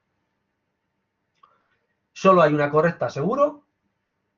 Se puede emplear el tiempo que quiera cada uno, pero generalmente tenía que sobrar tiempo en 45 minutos para hacer las 20 preguntas. Ellos hacen menos. Y tenéis un montón de ejemplos en simulacros y en las pruebas de evaluación de la unidad competencial 2, 3 y en la prueba de evaluación de la unidad competencial número 1. Porque aunque la lectura que hubo que leerse para la unidad competencial 1 no entra en el examen, pero ahí teníais ejemplos de cómo se pueden formular preguntas referidas a esa unidad o contenidos de esa unidad. Y se recomienda leerlas bien y las dudosas no contestarlas, porque las incorrectas restan. Así que conviene las dudosas no contestarlas, para evitar que reste demasiado cada una que te equivocas. Eso respecto a la parte teórica. La parte práctica, pues son 4 ejercicios, cada uno vale un punto, porque hay puntos de la parte práctica, y son problemas de la unidad competencial 2, 3 y 4. Generalmente hay un problema de la unidad número 2, otro problema de la unidad número 4 y 2 problemas de la unidad número 3, porque la unidad número 3 es la que tiene más ejercicios y la que tenía la parte de correlación y la parte de probabilidad. Por lo tanto, habrá un problema de la unidad número 2, otro problema de la correlación, la parte de correlación de la unidad número 3, otro problema de probabilidad y finalmente un problema 4 de lo que tiene que ver con la unidad número 4. Cada problema tiene diferentes apartados, igual que habéis visto en los simulacros o en la actividad de la unidad 2 o 3, y cada apartado se puntúa por separado. ¿Qué se puede utilizar? Pues solo se puede utilizar las fórmulas que están colgadas en el campus y la calculadora. No se puede utilizar ningún tipo de material, como ya sabéis en el examen. Hay que tener en cuenta que los ejercicios no son iguales, pero son parecidos, y para tener la posibilidad de sacar muy buena nota en la parte práctica, pues lo que conviene haber hecho es los ejercicios, haberlos entendido y haber solventado por uno mismo todos los ejercicios y solventado cualquier tipo de duda, o bien por el foro, o bien con tutoría, o como hubiera querido. Tenéis ejercicios más que de sobra de todas las unidades, de hecho hay un montón de más, y muchos repetitivos, y además hay un vídeo grabado con los ejercicios más complicados de la unidad número 2, y otro que tenéis grabado y colgado de la unidad número 3 similar. ¿Tiempo para hacer los ejercicios? Pues generalmente en 45 minutos os debería sobrar, pero esto ya cada uno que se administre, porque hay 2 horas para hacer el examen, con lo cual el tiempo que hay que emplear para cada parte. Y os recuerdo, igual que los simulacros y las demás actividades o sea, las actividades 2 y 3, que no basta con poner el resultado, hay que poner detalladamente, aunque no hace falta poner todos los pasos, un poco detalladamente cómo se llega al resultado. A no ser que el valor sea buscar un valor de probabilidad en la tabla, pues hay que buscar un valor, buscar el valor y ponerlo, no hay que hacer ningún tipo de cálculo. Pero si, por ejemplo, que hago un problema como el de esta unidad, hay que poner la hipótesis nula, el estadístico de contraste, hay que poner la zona crítica mirando en la tabla los valores y luego decir si se mantiene o se rechaza. O sea, justamente como los 2 ejercicios que he contado yo en clase paso a paso. Y lo mismo con los ejercicios anteriores, pues como yo iba contando en clase paso a paso, se va poniendo. No hace falta poner absolutamente todos los pasos, pero cuanto más pasos se pongan, mejor, porque más claro me quedará que habéis entendido el problema.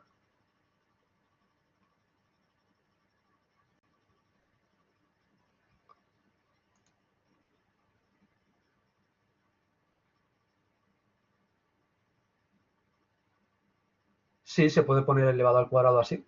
Es correcto.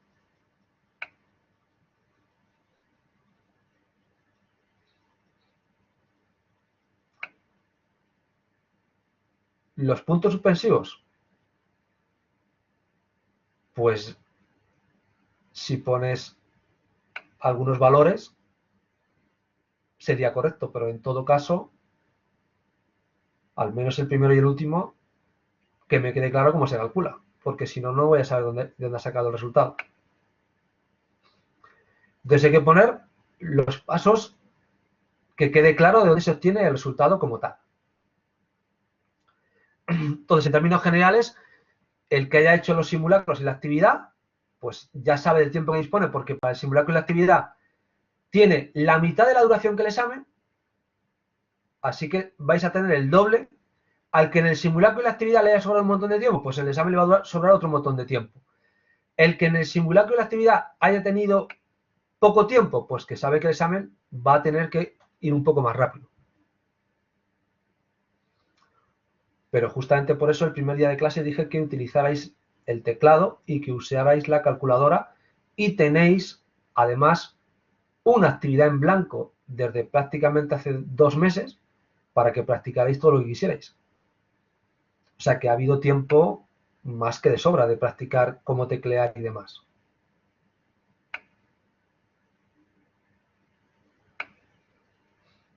Las fórmulas no hay que saberse de memoria, ¿no?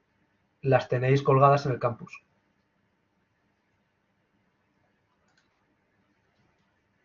Luego, materiales como tal, se puede usar la calculadora, los anexos, Los apuntes no se pueden usar, ni impresos ni por medio del campus, y hay que recordar que todo el examen se monitoriza.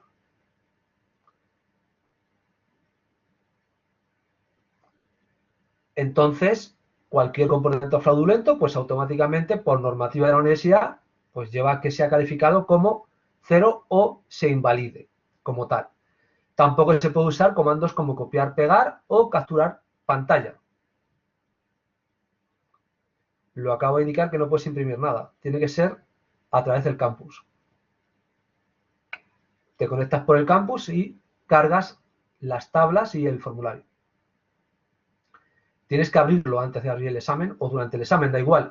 En la primera pregunta del examen está el formulario, o sea que lo abres directamente, no tienes ni que abrirlo por medio del campus. O sea, hay una primera pregunta que pone formulario, donde tú pinchas y te lo carga directamente. Y luego tampoco se puede usar programas de diverso tipo como Skype y cualquier programa de comunicación. Que eso imagino que os darán un curso en el cual os lo comunicarán todo al respecto. Simplemente he copiado aquí lo más destacado respecto a las características o lo que se puede usar o no usar en el examen. Y luego, respecto a la preparación del examen, pues lo más relevante es todo lo contado en las diferentes clases, que tenéis lo más destacado en los PowerPoint, pero como ya he avisado repetidas veces, no basta con leerse el PowerPoint, es muy importante ver las clases y tomar nota de lo que he dicho para completar el PowerPoint, o por lo menos para ir aclarando lo que pone el PowerPoint. El manual de asignatura que quiera consultar lo tiene colgado en el campus, aunque yo muchas cosas no las he ido siguiendo. Realizar los ejercicios a mano, hacerlos por uno mismo. Además tenéis los simulacros y las actividades, que sobre todo la del 2 y la del 3 pues repasa todos los contenidos, y el trabajo práctico, el de SPS también vuelve a repasar todo, porque en el trabajo práctico te tienes que repasar todo el contenido de la 2 y la 3 y la 4 para contestar, con lo cual también te vale para repasar de nuevo lo que es la asignatura como tal.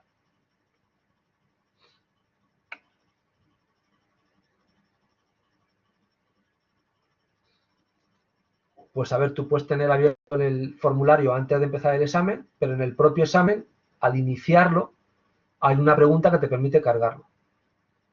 Hay un enlace a un archivo PDF que te lo carga.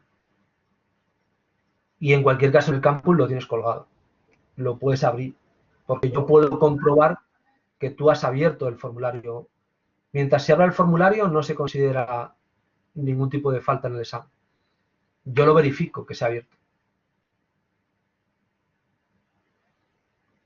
Sí, lo puedes hacer. Cuando tú abres el examen, hay una pregunta en la que pone formulario. Pinchas y te carga el PDF. Y ahí está el formulario tal cual está en el campus, con las fórmulas y las tablas. Así que ahí lo tienes todo. O sea, se puede abrir dentro del examen. Y en cualquier caso, dentro del campus como tal, está el PDF. El alumno se puede meter, mientras abra únicamente el PDF del examen, o el PDF del formulario, no hay problema. Porque lo que se verifica es que no se abran pues las clases están disponibles hasta que acaba la asignatura. Hasta que se haga el examen de la convocatoria 2 como tal.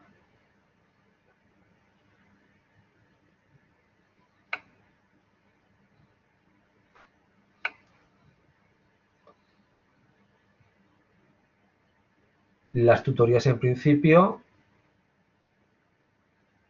son durante las dos convocatorias. Lo que no hay tutorías es durante agosto.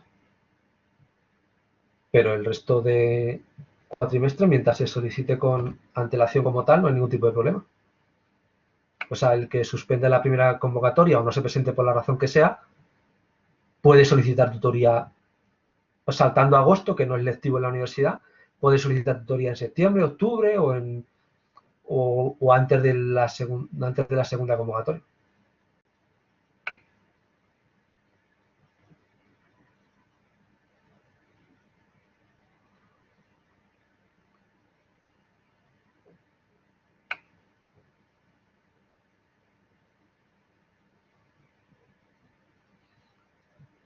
En principio, la semana que viene ya no tenemos más clases, ya he acabado todas las clases. Lo que puedo hacer es una tutoría para repasar contenidos o para atender dudas el martes que viene.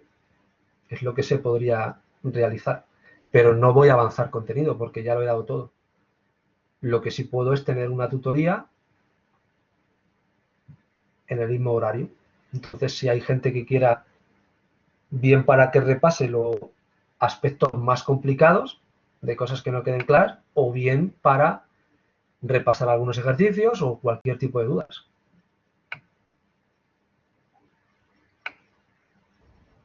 Disculpe, profesor Jesús. Sí. Me tomo esa atribución de lo que usted estaba sugiriendo de la tutoría. ¿Será posible que, en honor al tiempo y que lógicamente todos los compañeros tenemos muchas dudas, que se pueda abordar un ejercicio por lo menos de cada unidad, sobre todo con la interpretación de los resultados, que es por lo menos donde yo quizás puedo ver un mayor déficit respecto a de cara al examen? ¿Existe esa posibilidad, profesor? ¿Pero a qué te refieres con interpretación de un...? Por ejemplo, supongamos, a ver, cuando llegamos al último resultado de una comparación de Pearson, por ejemplo, saber explícitamente cómo uno puede analizar el valor, a eso voy yo, hacer su resultado y analizar cómo sería la respuesta. A eso me refiero, profesor. Sí. ¿Sí? Aquí, bueno, ya, muchas gracias. También le quería mencionar lo siguiente respecto al trabajo. ¿Se puede hablar respecto al último trabajo? ¿El qué pasa con el último trabajo? Ya, es que la última pregunta, bueno, yo estoy trabajando con Daniela y ingresamos lo que usted nos pide, que hay que reformular, recodificar la variable. Sí. Entonces, la verdad que por lo menos nosotros solucionamos la dificultad, o bueno, no sé si decir dificultad, creando una nueva variable, Sí. traspasando. ¿Sí? ¿Eso es correcto, profesor? Sí, sí. Se hace así, sí. Ya. Ah, excelente, Se ya. crea una nueva, se crea una nueva variable, sí. Sí, esa era mi consulta. Ya, profesor, muchas gracias. De todos modos, lo, si tenéis alguna duda de que sale mal, lo podéis preguntar. O Ya, sea, te profesor. refieres a una que te dice que tienes que recodificar una variable en otra, ¿no? Sí, justo, pero la verdad que con ese detalle y con más la clase de hoy día queda perfecto. La verdad que está bien, sí. A ver, intentarlo recodificar y si no os sale, me lo preguntáis y os lo puedo revisar Ujú. o bien por el foro o bien por el mail. Muchísimas gracias. Intentarlo primero, a ver si lo podéis hacer por vosotras mismas y si no os sale, pues preguntarlo. Gracias. La verdad que nos No, resultó. no es Sí, complicado, pero bueno, a veces es un poquito lioso sí. lo de reformular la variable. A veces es, digamos, a veces os equivocáis en una cosa que es lo que suele pasar, pero bueno, intentarlo y el que no le sepa, el que no le salga, pues me lo pregunta y yo se lo aclaro. No hay ningún tipo de problema.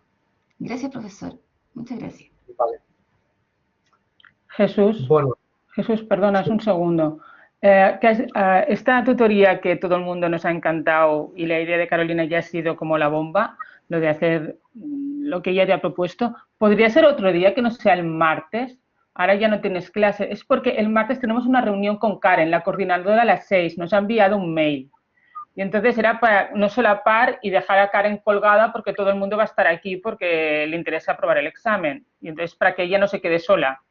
Entonces, queda un poco feo dejar a la coordinadora sin nadie en una reunión que ha pedido. Y entonces, por eso yo te pido a ti si de lunes, miércoles, jueves o viernes tienes, pues eso, pero, cualquier día para pero hacernos esa tutoría. la reunión, ¿cuánto No dura? lo sabemos. Nos ha convocado a las 6, pero no lo sabemos. No creo ni que ella sepa cuánto va a durar, porque tiene que Vale, hablarnos de diferentes temas. Entonces, yo prefiero, como me he acordado, prefiero decirlo ahora, que no nos acordemos dentro de 2 días y quedemos mal porque porque la coordinadora se quede sola, cosa que me parecería de muy mala educación. vale. Pues no sé si Pues tú el lunes o el miércoles, o cualquiera de los días, no, ¿qué día el te va lunes, mejor? O el lunes o el miércoles. ¿Cuál te va mejor? Lo que pasa es que el lunes yo hasta las 7 creo que no puedo. Bueno, a las 7, si a la gente le va bien, pues quedamos el lunes a las 7 de la tarde. Es una hora más tarde, pero no importa. Sí. ¿Sí? ¿A ti te va bien? A las 7 sí. A las Sí, 7 sí puedo. perfecto. Pues entonces nosotros nos mandamos entre nosotros un chat para decirle a las personas que estén interesadas que el lunes a las 7 de la tarde tú nos darás una tutoría grupal y que nos explicarás, bueno, pues eso, un poco un ejemplo, como ha dicho Carolina, de un problema de cada unidad. Perfecto. Pues muchísimas gracias y muy amable. Vale. Pues no sé lo que duraría. Depende de las dudas que tenga la gente. Puede durar una hora o 2 horas, no lo sé. No tengo ni idea. Yo la pondré en el campus, el acceso, porque como ya no hay más clases, pondré el enlace para que el que quiera pueda entrar y en principio pues sería el lunes. Y luego en función de las dudas que haya, pues se puede convocar alguna otra, porque el examen lo tenéis el día 20, me parece. Entonces, pues se puede convocar otra un poco más adelante. Podemos hacer una el día 5, como habéis planteado, aunque a mí me da igual hacerlo el día 5 que el día 7. Quizá mejor el día 7 para que haya más tiempo, sobre todo para que generéis dudas, porque cuanto más antes lo hagamos, menos dudas va a tener la gente. Se puede poner el día 7 a las 6, que es miércoles, me parece. Y así hay tiempo a que la gente genere más dudas, porque si lo ponemos el lunes, pues a lo mejor no hay todavía tiempo de que la gente haya empezado a estudiar o a generar dudas. Se puede poner el miércoles a las 6, que es habitualmente la hora de clase, y luego en función de cómo vaya la cosa, como el examen es hasta el 20, pues se puede plantear otra tutoría quizá el día 14, a las 6 también. Es lo que se podría plantear. Una tutoría este miércoles que viene a las 7 y otra tutoría el miércoles 14 a las 6 también. No, a las 6 he dicho. ¿Sí? Dime, Jesús, Carmen. El te quiero día 14 agradecer. no puede ser porque hay un examen. ¿Hay un examen? Sí, nosotros tenemos la semana del 12 tenemos exámenes lunes, miércoles y viernes. Y hay examen de 6 a 10 de la noche, en el horario de tarde. O sea, lunes, miércoles y viernes tenemos examen. Y después la siguiente semana es la tuya, que es el martes y el jueves. O sea, tenemos dos semanas a tope de exámenes. La primera, lunes, miércoles y viernes, y la segunda, martes y jueves.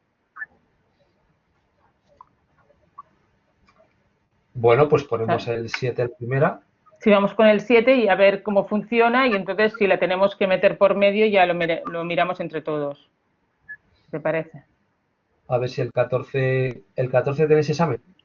Tenemos examen el 12, 13, el 14 es miércoles, sí. El miércoles tenemos examen. Y el 16 otra vez. Y el 12 también. 12, 14, 16 tenemos examen.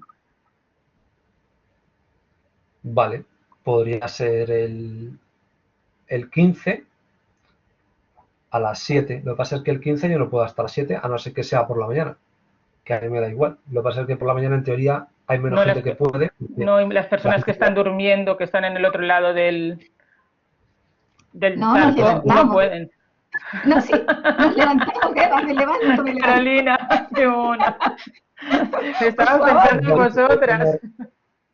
El 15, se puede poner el 15, que es jueves No, a las 19. sí, jueves sí, a las 10 de la mañana. A las 19 horas, el 15 a las 19 horas se puede poner. Vale, pues lo dejamos así de momento, 7 y 15 y ya veremos. Sí, Perfecto. de momento sí.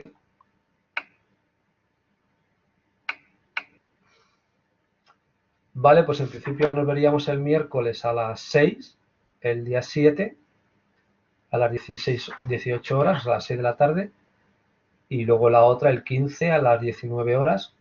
Las programo en el campus para todo el que quiera venir pueda asistir, evidentemente. Y en principio con esas dos tutorías repasaríamos prácticamente todo. Entonces el que vaya más avanzado en la primera pues preguntará más y el que avance más en la segunda pues preguntará más en la segunda, supongo. Las dos a las 6 hemos quedado, ¿eh? Que sí, para que yo no No, me... No, el la 15 primera a a las las 6. 7. Perdón, la del 15 a las 7. 7, perdona, ¿eh? Es que a veces no te oigo bien. Gracias, muy amable. No, pero ya que aparecerá la fecha y la hora que va a aparecer en el campus. Ah, en la videoconferencia tú nos darás como un acceso. Claro, Perfecto, muchísimas gracias. tengo que poner un enlace ahí, y ahí verás ya la hora. Entonces Perfecto. el 7 a las 6 y el 15 a las 7. Esa sería la Jesús, idea. disculpa que ¿Sí? te haga una consulta. De cara para organizar esa tutoría, que son las únicas oportunidades que tenemos, ¿tú vas a proponer un par de ejercicios tipo o nosotros llegamos con ellos y con dudas? ¿Cómo operaríamos? Para aprovechar el tiempo, digo yo. A ver, yo puedo proponer ejercicios, pero Claro. Ujú. lo ideal sería que hubiera dudas, porque Sí, claro, sí, no totalmente. si yo propongo un ejercicio y me paso todo el rato hablando del ejercicio que yo proponga, No, claro, pues claro. Sí, en los que me tengan queda dudas clarísimo. más básicas no las van a poder consultar. Exacto. Quizás, disculpen que diga, a lo mejor un ejercicio tipo por cada unidad con lo más importante y vamos haciendo preguntas respecto a cada unidad para ordenar, digo yo, y aprovechar el tiempo. Sí, lo que pasa es que la primera unidad no tiene ejercicios como tal. La primera unidad serían dudas que tuvierais de los contenidos que he impartido. Yo puedo Totalmente. plantear ejercicios de la unidad 2, 3 y 4. Sí, sí, profesor, me queda clarísimo eso, sí, lo tengo claro que es así. Sí, profesor. Ya, me encanta. Muchas gracias, gracias por la oportunidad. Vale. Bueno, pues si no tenéis más dudas, el que tenga más dudas lo puede preguntar por el foro por mail. Nos veríamos el miércoles que viene a las 6, el que pueda asistir. Hay que tener en cuenta que las tutorías no se pueden grabar por normativa de la universidad. Lo digo porque alguno diga, bueno, ya la veré en diferido. No permite la universidad grabar las tutorías. Así que si hay problemas de que mucha gente no pueda asistir, que lo comunique. O sea, yo no puedo grabar las tutorías. O sea, no me lo permite la universidad como tal, porque se supone que son tutorías para reforzar el contenido o para que el alumno pregunte cosas. Otra cosa es que el profesor diga, bueno, voy a poner un ejercicio y vamos a solucionarlo. De acuerdo, pero no se permite grabarlas. O sea, simplemente lo aviso por si hay alguno que no pueda asistir, que intente asistir en la medida de lo posible. ¿Vale? Que lo tengáis en cuenta eso.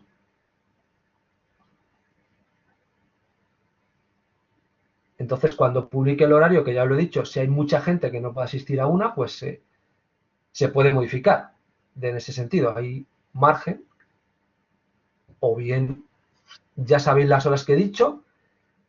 Si todo el mundo más o menos puede asistir, el 80 o 90%, los que quieran asistir de verdad, pues no se mueve. Si hay un montón de gente que no pueda asistir, pues que lo comunique y se modifica el horario. Pero en principio Buenas todos los tardes, que asisten, Jesús. Eh, sí, una pregunta, no, porque yo lo de las tutorías me parece muy bien, pero hay otras personas que a lo mejor tenemos asignaturas de otros cursos o tenemos trabajos y yo, por ejemplo, en mi caso, no puedo asistir a ninguna de las dos tutorías. Entonces, mi pregunta es, ¿se puede solicitar una tutoría individual? sí, claro. ¿Por qué no? Porque si no llegas a coincidir y estás interesada en hacer, o sea, en realizar la tutoría porque tienes dudas, pues a lo mejor hay gente que le coincide porque Sí, tiene otras pues, asignaturas o porque trabaja. claro. Puedes solicitar una tutoría individual o con más gente. Vale. Yo voy a poner las dos en las que la mayoría de la gente puede asistir. Los que no puedan asistir, pues cuando lo vean publicado, pues que soliciten alguna tutoría individual o juntaros entre varios y me decís, a ver, la semana siguiente yo podría en todos estos horarios.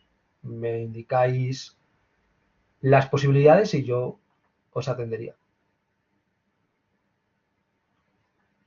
En eso no hay problema. ¿Vale? Bueno, pues en principio quedamos en eso. Yo lo publicaré ahora un poco más tarde o mañana como mucho. Crearé las sesiones, mandaré un aviso por el foro para que la gente lo sepa y los que no puedan asistir, pues que se organicen o se reagrupen de alguna manera, o si no puede asistir o lo pide individualmente. Se puede pedir individualmente. Tampoco habría problema en ese sentido. ¿Vale? Bueno, pues lo dejamos aquí. Hasta luego.